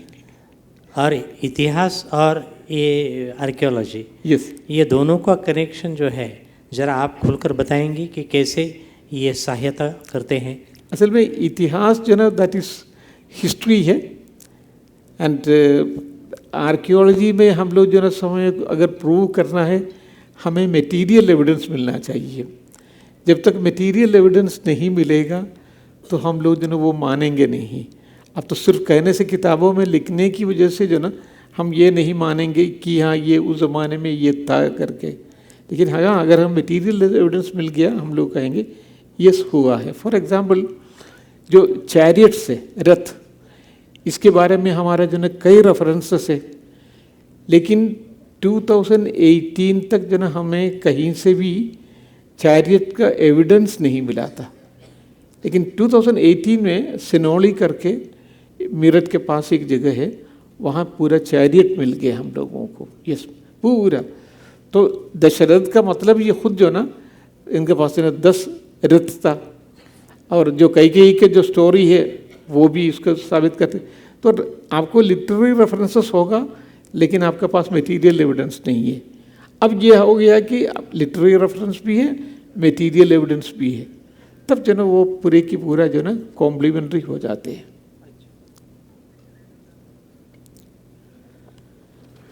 सर, आपका ये पुस्तक है ये, अच्छा। हाँ सर, आप इस पुस्तक के बारे में बताइए। और मैं सबको बताना चाहती हूँ कि इसका पुस्तक का जो ये रॉयल्टी है, ये सर ने पूरा चैरिटी के लिए किया है। ये बुक, इससे जो रॉयल्टी आती है सर ने ये पूरा चैरिटी में डोनेट किया है। तो सर इसके लिए हमको बहुत अच्छा लगा ये जब पढ़ते वक्त मैंने ये पढ़ा। Yes yes yes.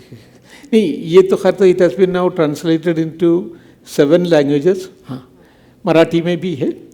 हाँ, या एंड ये अभी बंगाली में 2 महीने के अंदर जो ना बंगाली में भी ट्रांसलेट हो जाएगा। And I never use this funds, ये सब जो है ना पूरी की पूरा चैरिटी में जाते हैं। जितने भी जो कुछ है वो सब चैरिटी में जाते हैं, क्योंकि हमारे पास जो ना सफिशेंट है, इसलिए मैं कर सकता हूँ, लेकिन मैं हर एक को ये रिकमेंड नहीं करूँगा। तो हमारे कुछ मंदिर का रिकन्स्ट्रक्शन के लिए मैं देता हूँ। वो इसलिए भी हूँ, मैं अक्सर लोग जो ना मुझसे एक सवाल पूछते थे कि अब आप रिटायर हो गया, रिटायर होने के बाद जो ना आप मंदिर का रिकन्स्ट्रक्शन क्यों कर रहे हैं, अब तो आप नौकरी में नहीं है। तो मैंने हमेशा ये उनको जवाब दिया करता हूँ कि मुसलमान जब आए बहुत सारे मंदिर तोड़ा है उन्होंने, बहुत अत्याचार किया है, बहुत ज़्यादा मंदिर कई जगह पे तोड़ा है। तो मुझे उसका पश्चाताप करना है।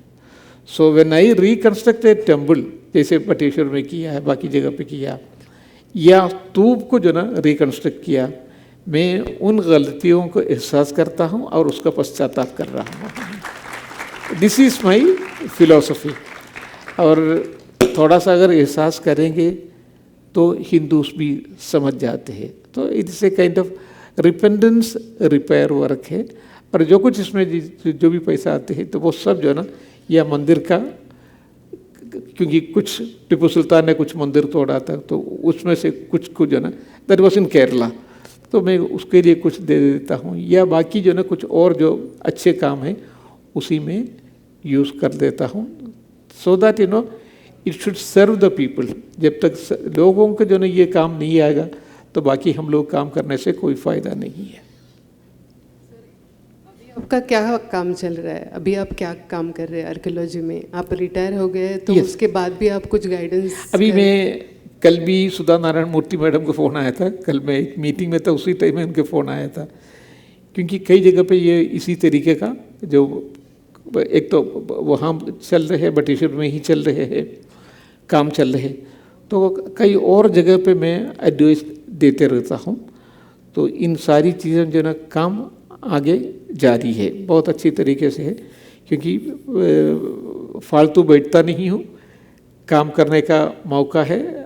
और ये रिपेयर वर्क में ज़्यादा इंटरेस्टेड इसलिए हूँ कि अगर मैं और कोई, अगर if I was an engineer, तो मुझे ये मंदिर का काम करने का मौका नहीं मिलता। तो मंदिर का जो ना काम करने का जो ना, God has specially given me an opportunity, और वो अपॉर्चुनिटी को बहुत अच्छी तरीके से निभाना चाहिए, and that is what I am doing. Sir, 2019 में आपको पद्म पुरस्कार मिला। सर, ऐसे पद्म पुरस्कार में ऐसा है कि जो सिविल सर्वेंट है उनको सिर्फ साइंटिस्ट और डॉक्टर्स, उनको ही पद्म पुरस्कार मिल सकता है उनके कार्य के लिए, लेकिन इन सर्विस, सिविल सर्विस में पद्म पुरस्कार नहीं मिलता है। आपको रिटायर होने के बाद पद्म पुरस्कार मिला। तो ये आपका सब जो कार्य था, इसके लिए आपको भारत सरकार ने आपका गौरव किया, आपको कैसा लगा था? नहीं, बहुत ही अच्छा लगा, क्योंकि आर्कियोलॉजी में अक्सर जो ना पद्म पुरस्कार मिलता नहीं है। देर आर फ्यू पीपल, जैसे प्रोफेसर बी लाल साहब थे, प्रोफेसर बिश्ट साहब है, इसी तरीके से बहुत कम लोग हैं जो आर्कियोलॉजी में पद्म पुरस्कार मिला है। और मेरा केस भी प्रोफेसर बी लाल ने मेरा जब बटेश्वर का एक इंटरव्यू देखा, एक डॉक्यूमेंट्री देखा, उन्होंने मुझसे कहा नहीं, उन्होंने खुद जो है मिनिस्टर को लिखा है। तो उसी तरीके से जो है फिर मुझे भी ये पुरस्कार मिला है। तो it is a kind of great recognition by the government of India for Bateshwar work, Bateshwar temple. हाँ, it was mainly Bateshwar, but this also, that Ayodhya issue also might have played a very important role with those people, with the politically inclined group. लेकिन वो एक बहुत बड़ा काम नहीं था, उसमें थोड़ा सा हिम्मत दिखाया मैंने बात करने का, बस उतना ही है। बट इसमें जो बटेश्वर का काम है, that is A substantial work. India में इतना बड़ा काम ऐसी जो ना कोई विदाउट एनी प्रोजेक्ट इतना बड़ा काम पहले हुआ नहीं है। So it is that way, it is a very important landmark in the field of conservation. Civil service में कैसे काम करना चाहिए, ये आपने सबके सामने आदर्श रखा है। तो जो नए आर्कियोलॉजिस्ट अभी ज्वाइन हो रहे हैं आर्कियोलॉजी डिपार्टमेंट में, उनको आप क्या मार्गदर्शन करेंगे? नहीं, उसमें तो खैर तो मैं अभी भी जो डॉक्टर भगत साहब है यहाँ का, जो औरंगाबाद का जो इंचार्ज है, सर्कल का इंचार्ज है, उन्होंने एक छोटी सी मीटिंग बुलाया था आज यहाँ अपने जो आर्कियोलॉजी सर्वे के ऑफिस में। उसमें भी मैंने यही कहा, you have to have an all imbibing passion होना चाहिए। अगर पैशन है तो इस फील्ड में आइए, and you can do some marvellous work, बहुत अच्छा काम कर सकता है। अपॉर्चुनिटीज़ बहुत ज़्यादा है कि वो अपॉर्चुनिटीज़ को यूज़ करने के लिए थोड़ा सा हिम्मत चाहिए, थोड़ा सा लक भी चाहिए। अगर हिम्मत और लक दोनों काम करेंगे बहुत कुछ कर पाएंगे। Now, irrespective of archaeology, Yeah. as a common man, what would you suggest to the students and the citizens? Student से मैं सिर्फ इतना ही कहूँगा कि अगर आपको वही वाला जो ना, अगर आप सब्जेक्ट लाइकिंग करते हैं एंड जुनून होना चाहिए, जुनून नहीं है तो इस ब्रांच में मत जाइए। तो फॉर हिस्ट्री अच्छा है, जुनून नहीं है तो हिस्ट्री अच्छा है, या इकोनॉमिक्स अच्छा है, या साइंस सब्जेक्ट अच्छा है, लेकिन इस फील्ड में जाना है तो थोड़ा सा जुनून, मैडनेस होना चाहिए, तब जो है इसमें जाइए। No, despite of career. कैसे? Despite of career, ये करियर की बात अलग है, मगर जैसे आप मंदिरों के प्रति आपका भी जो स्थायी भाव बना है कि जो ठीक है, रिपेंटेंस की वजह से मैं ये करना चाहता हूँ, तो ये जो पार्ट है, this part teaches many things. Yes, मेरे मन में जो चल रहा है उसको मैं मूर्त स्वरूप में साकार करने का प्रयास कर रहा हूँ। सही। इस ढंग से आप क्या मैसेज देना चाहेंगे? नहीं, मेरा तो एक ही मैसेज है, ये वाला जो ना, जो कुछ है आपको तो बहुत सिंसियरली काम करना चाहिए। सिंसियरली काम करेंगे, कभी कभी एकदम रिकग्निशन नहीं मिलेगा, लेकिन 5-10 साल के बाद जो ना आपको इसका रिकग्निशन मिल जाएगा। मेरे जितने भी अनुभव है वो यही अनुभव है। रिकग्निशन इमीडिएटली नहीं होगा, लेकिन कुछ सालों के अंदर जो ना रिकग्निशन मिल जाएगा। और जो अपना जो कुछ आप काम करेंगे वो दुनिया की भलाई के लिए करना चाहिए। वही लोग संग्रह में वापी संरक्षण कर तुमर्हसी, वही अपना मोटो होना चाहिए। That will take you to heights. Sir, archaeology में महिलाओं की संख्या कम है? बहुत कम है। क्यों? बहुत कम है। आपको क्या लगता है क्यों कम है? आनी चाहिए? आना चाहिए, लेकिन जो ना आने के लिए खैर तो मैं ज़रूर कहूँगा, लेकिन जो ना जॉब अपॉर्चुनिटीज़ उतना नहीं है। जॉब अपॉर्चुनिटीज़ गवर्नमेंट डिपार्टमेंट में है, गवर्नमेंट डिपार्टमेंट में जॉब अपॉर्चुनिटीज़ बहुत कम है। तो इसलिए मैं, बहुत सारे लोग मेरे पास आते हैं पूछते हुए, तो मैं रिकमेंड नहीं करता हूँ। क्योंकि अगर हिस्ट्री में अगर आप MA कर लेंगे तो you will be getting your appointment as a teacher. अगर आप B.Ed भी करेंगे, M.Ed भी करेंगे तो टीचिंग लाइन में जॉब मिल जाएगा। लेकिन इसमें आपको जो ना कोई भी जॉब नहीं देंगे। इसमें you should go to only government institution like archaeological survey of India, या कोई यूनिवर्सिटी में अगर शुरू कर दिया यूनिवर्सिटी, लेकिन उसमें भी अपॉर्चुनिटीज़ बहुत कम है। तो इसलिए वी डोंट रिकमेंड ऑफन।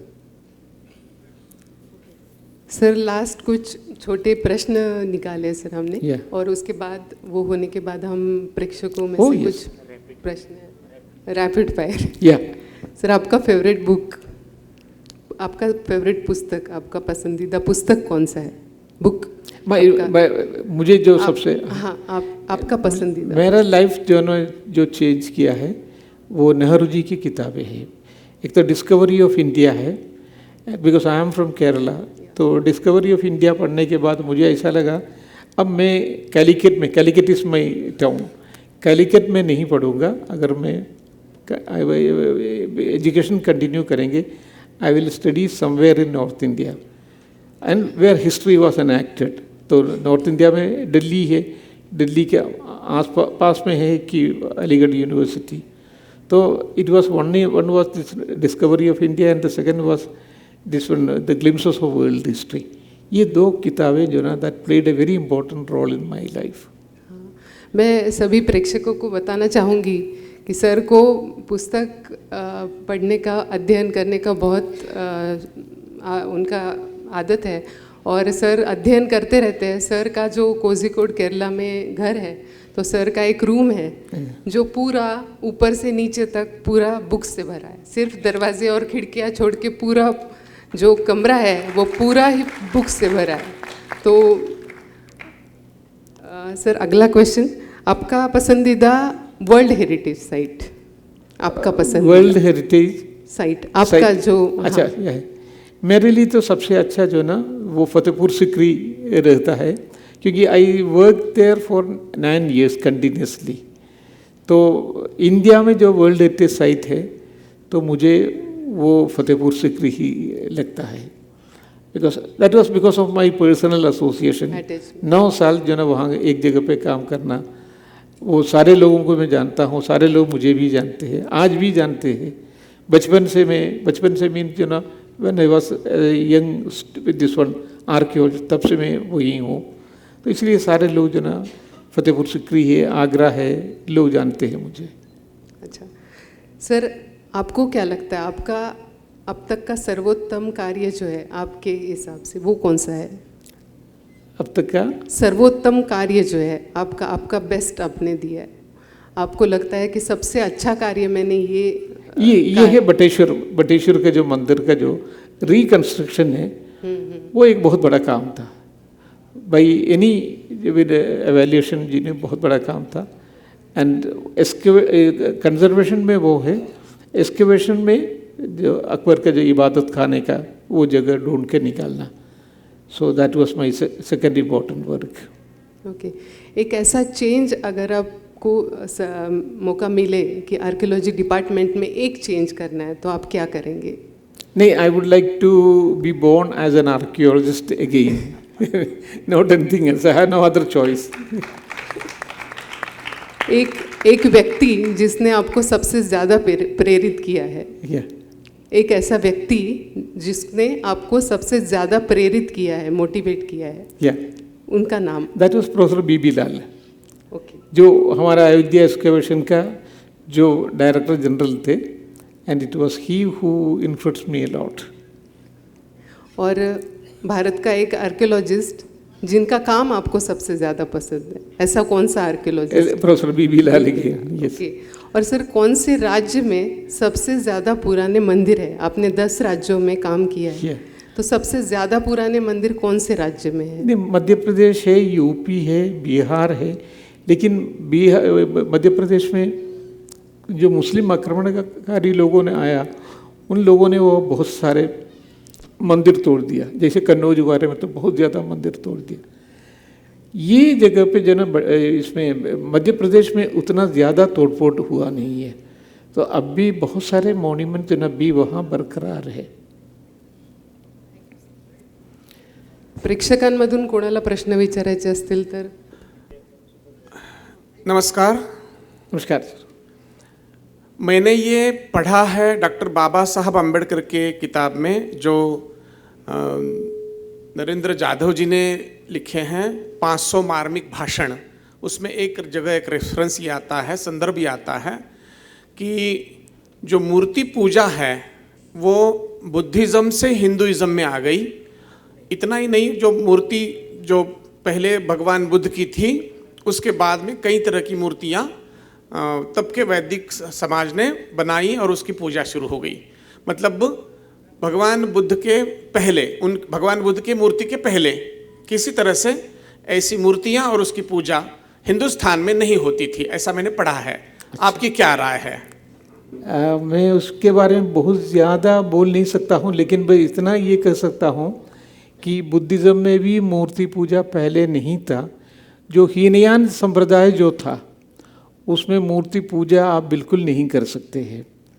लेकिन महायानिज़्म जो आया है वो 2nd सेंचुरी AD से आया है। उसके पहले कुषाण पीरियड में ही हमको जो ना बहुत ज़्यादा मूर्तियाँ, हिंदू मूर्तियाँ हम लोगों को मिल रहे हैं। इवन 4th सेंचुरी BC में भी एक विष्णु मूर्ति है, वो है मल्हार करके एक जगह है छत्तीसगढ़ में। तो ये सब जो ना, जो ये मूर्ति पूजा, ये कोई ज़रूरी नहीं है एक ग्रुप को दूसरे ग्रुप से इन्फ्लुएंस किया होगा। ये सब जो ना दिल, इंसान का दिल दिमाग में रहते हैं। अगर आप देखेंगे इंडिया में फ्रॉम 4th सेंचुरी BC से शुरू हुआ है मूर्ति का पूजा और मूर्ति बनाना। लेकिन इजिप्ट में अगर आप देखेंगे, इजिप्ट में 1600 BC से शुरू हो रहा है। इसी तरीके से मेसोपोटामियन सिविलाइजेशन में आपको 2000 BC से शुरू हो रहा है। तो कोई ज़रूरी नहीं है एक दूसरे को इन्फ्लुएंस किया होगा। ये पैरेलल थिंकिंग कहते हैं हमें, और हर एक आदमी के जो ना दिमाग में ये आते हैं तो वो उसी हिसाब से बना देते हैं। बाकी मैंने इसके बारे में, बाबा साहब के बारे में मैंने कोई स्टडी ज़्यादा नहीं किया, लेकिन ये एक बहुत अच्छा पहलू है आपने बताया। इसके बारे में थोड़ा सा हम लोग सोचेंगे। Last question. जी सर। ये हिंदुस्तान में सबसे प्राचीन मंदिर, सबसे प्राचीन मंदिर, ओल्डेस्ट टेम्पल इन इंडिया, ये कौन सा है? ये है विदिशा में एक मंदिर है, वो भी विष्णु मंदिर है। वो भी एक्सकेवेशन में निकला है। इसमें जनाब पहले वो नहीं था, लेकिन एक्सकेवेशन में निकला है। That is 3rd century BC का है। दैट इज़ विदिशा करके एक जगह है, भोपाल से 100 किलोमीटर दूर है। वहीं पे ये एक्सकेवेशन में मिला है, excavation, and that was dedicated to Mahavishnu. धन्यवाद। नमस्ते सर। नमस्कार। मथुरा में जो श्री कृष्णलला का मंदिर है, तो औरंगजेब ने वो तोड़ा था और वहाँ मस्जिद बनाई थी। Yeah. और वहाँ की जो ओरिजिनल मूर्ति थी, तो वो उसने उस मस्जिद के सीढ़ियों में गाड़ी थी। Yes. तो क्या ये बात सच है? और अगर सच है तो ऐसी सारी जो मोन्यूमेंट्स है जो मुगल्स के द्वारा तोड़ी गई है, Yes. तो उसको रिक्लेम करने के लिए एज अ सिटीजन हम क्या कर सकते हैं? उसमें एक किताब है, मासिर आलमगीरी है, रिमिनिसेंसेस ऑफ औरंगजेब। ये साकी मुस्तैद खान करके एक आदमी ने लिखा था। He was an official historian of Aurangzeb के पीरियड का है। तो उसमें उन्होंने ये जिक्र किया है मंदिर, जनाब मथुरा का मंदिर तोड़ के वहाँ का कई मूर्तियों को जमा मस्जिद के सीढ़ियों के नीचे डाला है करके। तो अभी हम लोगों को जो ना कम से कम जो ना इस जगह का जो ना पूरा प्रोटेक्शन हो जाए, वो जगह वापस दे दिया जाए, और उसके बाद जो ना फिर बाकी जो काम है, जो एक दोनों कम्युनिटी बैठ के जो ना एक सोल्यूशन करना चाहिए। ये नहीं कि जो ना एक दूसरे से छीन लेंगे, ये नहीं होना चाहिए। एक लास्टिंग सोल्यूशन होना चाहिए 2-3 चीज़ों के लिए। एक तो राम मंदिर का तो हो ही गया, देन कृष्ण मंदिर का भी एंड ज्ञानवापी का भी। हिंदूज को वहीं रुकना चाहिए, इससे ज़्यादा का डिमांड नहीं करना चाहिए। वन मोर क्वेश्चन सर, क्या हमारे छत्रपति संभाजी नगर में शिवाजी महाराज द्वारा बनाए गए कुछ मंदिर है, या कुछ औरंगजेब या मुगलों ने तोड़े हुए कुछ मंदिर है जो हमें अब तक पता नहीं है? इसके बारे में ये लंबी लिस्ट मत लाइएगा, फिर वो एक प्रॉब्लम हो जाते हैं। हमको जो ना ये 3 जो मेन इम्पोर्टेंट है, जो विष्णु से, ये मथुरा से है, एंड देन दूसरा है ज्ञानवापी, उसमें ही रुकना चाहिए। इसे लंबी लिस्ट लाएंगे तो फिर तो बहुत सारे प्रॉब्लम्स आ जाएंगे। सर, मैं पहले आपको कांग्रेट्स करना चाहता हूँ, क्योंकि अयोध्या वर्डिक्ट जो आया उसके पहले जज आप थे, बाद में जस्टिस ने उसका डिलीवर किया सर, क्योंकि रियल जज तो आप है उसके। लेकिन मैं पूछना चाहता हूँ, जो राजमुद्रा है अशोक की, सम्राट अशोक की, वो भी एक्सकेवेशन में मिला है और बाद में पता लगा इंडिया को कि सम्राट अशोक था, तो उसके बारे में थोड़ा बताइए सर। समझा नहीं, क्या कह रहे? राजमुद्रा जो है सम्राट अशोक हाँ के बारे में, इवन बुद्धा के बारे में भी हम लोगों को पहले ये समझ रहे थे बुद्धा इजिप्शियन है करके, क्योंकि उनका जितने भी प्रतिमा मिले हैं तो उसमें सब घुंघरालू वाले बाल थे। तो भगवान बुद्ध के समझते थे ये इथियोपियन होगा या इजिप्शियन होगा, लेकिन कुछ इंस्क्रिप्शन जो बाद में जो मिला है उसमें से ये पता चला है कि नहीं, he was Indian, he was born in India. Then पहली बार जो ना जो ह्यूआंगसांग का जो फाहियान का जो किताब था, ट्रैवलॉग था, that was translated into French, French से फिर इंग्लिश में ट्रांसलेट हुआ। उसमें से हमको ये पता चला ये सारी जगह जो उन्होंने डिस्क्राइब जो कर रहे हैं वो सब जो ना इंडिया की जगह है। एंड सिमिलरली 1857 के बाद जो ना ह्यूआंगसांग का ट्रांसलेशन हुआ, उसमें से भी it was also translated into this one French first, उसके बाद इंग्लिश में आया, तब हम लोगों को पता चला no this was also I mean Indian parts. उसी तरीके से इनके बारे में भी, अशोक के बारे में भी, क्योंकि देवनाम पियप यदशी था इंस्क्रिप्शन में, जितने भी इंस्क्रिप्शन में थे, तो देवनाम पियप यदशी करके कोई इंडियन किंग नहीं था। And there was a king in Ceylon जिसको अशोक ने कन्वर्ट किया। तो बाद में ये पता चला, I mean we got this, ये वहाँ जो स्टडी हुआ श्रीलंका में, उसमें ये पता चला नहीं, he was the son of Bimbisara. Bimbisara के जो पौत्र थे, I mean that is Bindusara का बेटा था, and he was the king of Ujjain for some times. वो चीज़ें जो ना वहाँ मिला, जब श्रीलंका में मिला, then we got a number of this one inscriptions from India also.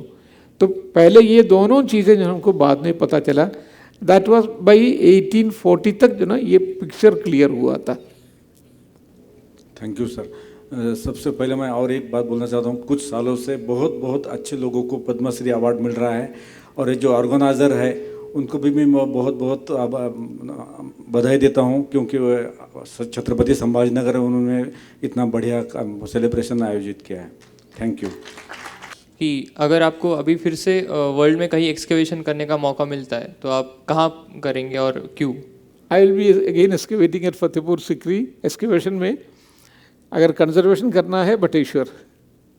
और आपका बटेश्वर के 80 टेम्पल्स में से सबसे फेवरेट कोई टेम्पल जिसके लिए आपका अलग से अटैचमेंट है? अभी 180 टेम्पल्स बचा हुआ है, उसको भी किसी भी तरीके से काम कंप्लीट करना है। अच्छा, उसमें एक विष्णु टेम्पल सबसे फेवरेट टेम्पल जो है, एक विष्णु टेम्पल है, एक शिवा टेम्पल है। कुछ जगह पे शिवा और विष्णु में थोड़ा सा प्रॉब्लम हो जाते हैं, लेकिन हम लोग कहते हैं शिवा और विष्णु में कोई प्रॉब्लम नहीं है। शिवाय विष्णु नामाय, शिव नामाय विष्णुवे, शिवस्य हृदयम विष्णु, विष्णुस्य हृदयम शिवा। तो अगर जो ना वो देखेंगे दोनों एक ही है। And Buddha is also equally the same thing. Hello sir. Sir पहले जो मतलब ये जो तोड़फोड़ होती थी तो वो रिलीजियस बेस पे होती थी या पॉलिटिकल बेस पे होती थी? मतलब पहला सवाल है। नहीं, ये अगर समझा नहीं, व्हाट इज इट? मतलब जैसे मंदिरों की मुस्लिम राज्यकर्ताओं ने तोड़फोड़ की, ऐसा कहा जाता है, तो ये रिलीजियस बेस पे था या पॉलिटिकल बेस पे था? मतलब पॉलिटिकल वॉर था या रिलीजियस वॉर था? और अगर रिलीजियस वॉर था तो किसी हिंदू राजाओं ने भी उनके धर्म की तोड़फोड़ तो की होगी ना सर, या फिर अन्य धर्मों की, अन्य श्रद्धा स्थानों की, जैसे मस्जिद हो या फिर कोई और विहार हो किसी धर्म का। तो ऐसा कुछ एविडेंसेस है क्या आपका? इवैक्यूएशन, तो इवैक्यूएशन कौन से बेस पे होता है सर? मतलब टेम्पल का एक आपने बताया, मॉन्यूमेंट का बताया, योर इवैक्यूएशन, तो जैसे अलग रिलीजियस का भी इवैक्यूएशन होता है क्या? हो सकता है कि अदर रिलीजियस का भी, मतलब जो पुरानी वस्तु है उनकी तोड़फोड़ की गई हो किसी हिंदू राजा द्वारा या फिर किसी बौद्ध राजा द्वारा या किसी मुस्लिम राजा द्वारा, ऐसा आपके कुछ मतलब इसमें है क्या सर? इसमें यह है कि जो सेमिटिक रिलीजन है, सेमिटिक रिलीजन है means Judaism, Christianity and Islam, इन दोनों में एक गलत चीज़ ये है कि वो तो सिर्फ अपने को ही सही कहते हैं, हमारे अलावा और कोई सही नहीं है। लेकिन हिंदुइज़्म में ऐसा नहीं है, मैं भी सही हूँ, आप भी सही है, और भी कोई है वो भी सही है। आप हिंदुइज़्म में शिव में विश्वास कीजिए, विश्वास न कीजिए, यू आर ए हिंदू। आप उसको बिल्कुल नकार दीजिए, कोई गॉड ही नहीं है, तब भी यू आर ए हिंदू। आपको हिंदुइज़्म से कोई निकाल नहीं सकते हैं। लेकिन इस्लाम में और जो है ना क्रिश्चियनिटी में ऐसा नहीं है। The moment you speak something against Jesus Christ या मोहम्मद, प्रॉफिट मोहम्मद के खिलाफ आप बात करेंगे, आप जो है इस्लाम से ऑटोमेटिकली चले गया। सो it is a kind of uncompromising attitude of the Semitic religion. तो वो जो ना प्रतिमा को भी मानते नहीं है। तो इसलिए जितना भी मंदिर जो तोड़ा है, that was the prime reason was not politic, the prime reason was when these two peoples are coming, that is Christianity and Islam जब आते हैं तो उनका प्राइम जो इम्पोर्टेंट रीज़न था that was the religious reason, political reason नहीं था। Political reason जो ना जब हिंदूज में बुद्धिस्ट में शुरू होता है, क्योंकि वो दोनों जो ना वो मानते हैं, तो वो एक अलग है। तो हम लोगों को इन दोनों को डिवाइड करना चाहिए। हेलो सर, मैंने ऐसे सुना है, हिस्ट्री में थोड़ा पढ़ा है कि किसी मुस्लिम राजाओं ने हिंदुओं के मंदिरों की निर्मित भी की है। नहीं, कुछ एग्जाम्पल्स है, कुछ एग्जाम्पल्स है, वो जो सपोर्ट भी करते हैं वो भी एग्जाम्पल्स है। अच्छा। लेकिन ऐसे होल जो जनरल एटीट्यूड था, it was against iconoclasm, it was against जो ना मुस्लिम्स जो ना, क्योंकि आइडल वर्शिप वो बिल्कुल नहीं चाहते थे। नहीं, इज़म की अगर आप बात करेंगे तो उसमें तो टोटली आएंगे ना सर, सारे राजा आएंगे ना। नहीं, कौन सी आप मुस्लिज्म, जैनिज़्म या क्रिश्चियनिज़्म की बात, इज़म की जब बात करेंगे आप, हाँ, तो इज़म के अंदर तो सारे एक आम आदमी से लेकर राजाओं का तक सारे आ जाएंगे ना सर, क्योंकि इज़म तो एक शिक्षा होती है ना, वो कल्चर ही होता है। अगर आप इज़म की बात करेंगे तो उसके अंदर तो जैसे हमारे यहाँ पे अगर कहीं हिंदू मुस्लिम में दंगा हो गया तो दोनों तरफ की हानि हो जाती है सर, हिंदू के भी घर जलते हैं और मुस्लिम के भी घर जलते हैं। तो इसी हिसाब से मैंने सवाल किया था सर आपको। अच्छा, कि ये पॉलिटिकल था या रिलीजियस था। अगर रिलीजियस होगा तो अगर मुस्लिम राजाओं ने हिंदुओं के मंदिर तोड़े तो हिंदू राजाओं ने भी मुस्लिम के कुछ तोड़े ही होंगे ना सर। नहीं, कहाँ हिंदू तो एस्केलेशन किस बेसिस पे होता है सर? जैसा कोई बुद्धिस्ट लोग भी कहते हैं सर कि बुद्धिस्ट के पुराने विहार जो थे, बुद्धिज्म का है, बुद्धिज्म में तो, लेकिन नहीं, बुद्धिस्ट के 84,000 विहार थे सर, वो तोड़े गए। नहीं, ऐसा मैं मानता हूँ, लेकिन तो कोई भी ऐसे एग्जाम्पल बताइए जहाँ हिंदूस ने मुसलमानों को तोड़ा है। नहीं, मैं मुसलमान की बात नहीं कर रहा हूँ। जैसे दूसरे रिलीजियस की भी हो सकते हैं, जैसे हिंदू राजाओं ने सिर्फ मुसलमान के नहीं दूसरे रिलीजियस के भी तोड़े हो। हाँ, नहीं, वो तो एग्जाम्पल है। हाँ, तो उसका एक्सकैवेशन हो सकता है क्या सर? उसमें दोनों इश्यूज आते हैं। अच्छा। जब बुद्धिज्म और हिंदुइज्म में या बुद्धिज्म जैनिज्म में है तो उसमें पॉलिटिकल रीजन भी, प्राइमरली तो रिलीजियस है, लेकिन जो ना पॉलिटिकल रीजन भी रहता है। अच्छा। तो दोनों इक्वली रिस्पॉन्सिबल। हाँ, यही मेरा सवाल था सर, ये पॉलिटिकल वॉर था या रिलीजियस वॉर था? तो दूसरा मेरा एक सवाल है सर कि विदेशों में जो है ना, आमतौर पे आर्कोलॉजिस्ट जो हम फिल्म देखते हैं, आर्कोलॉजिस्ट बेस पे जो हॉलीवुड फिल्म्स होती है ना, उसमें ज़्यादातर या फिर अपने एंशंट पीरियड के भी जो मूवीज़ होते हैं, मूवीज़ की बात कर रहा हूँ सर मैं, हिंदी में भी होते हैं और इसमें भी, तो ज़्यादातर बेस खजाने की तरफ होता है सर, खजाना। नहीं, आर्कियोलॉजी में खजाना हम लोग कभी ढूंढते नहीं है, कभी भी नहीं ढूंढते। हम खजाने से भी बड़ा खजाना हमारा जो है ना, जो एविडेंस से मिलते हैं वही है। तो वो अभी तक आपको मतलब ऐसा कोई एक्सपीरियंस आया नहीं कि सर यहाँ पे इतना बड़ा खजाना मिला? नहीं, इस जगह पे नहीं मिला, कुछ और जगह पे मिल जाते हैं। जैसे हमारा जो पद्मनाभ स्वामी टेम्पल है केरला में, वहाँ मिल है, और बहुत बड़ा खजाना है। जैसा मैक्सिमम मूवीज़ में मैंने देखा है सर, एक मैप होता है, मैप के हिसाब से वो चलते जाते हैं, फिर वो बहुत बड़ा मंदिर दिखता है, फिर खजाना होता है, लोग कहते हैं, लेकिन मिलता नहीं है। मैं के मोहम्मद साहब का बहुत शुक्रिया अदा करना चाहता हूँ। Very learned person and in a very simple and lucid language, बहुत ही सरल भाषा में उन्होंने बहुत सारी बातों को यहाँ पर बताया। और यहाँ पर जो उपस्थित श्रोतागण हैं, स्टूडेंट्स हैं, कुछ मान्यवर लोग हैं यहाँ पर, ये सभी लोग जो हैं बहुत लाभान्वित हुए हैं आपके व्याख्यान से और ये इंटरव्यू से। मैं आप सभी का शुक्रिया अदा करना चाहता हूँ, आपका भी शुक्रिया अदा करना चाहता हूँ, और यह कार्यक्रम यहीं पर समाप्त हो गया ऐसे मैं जाहिर करता हूँ। Thank you.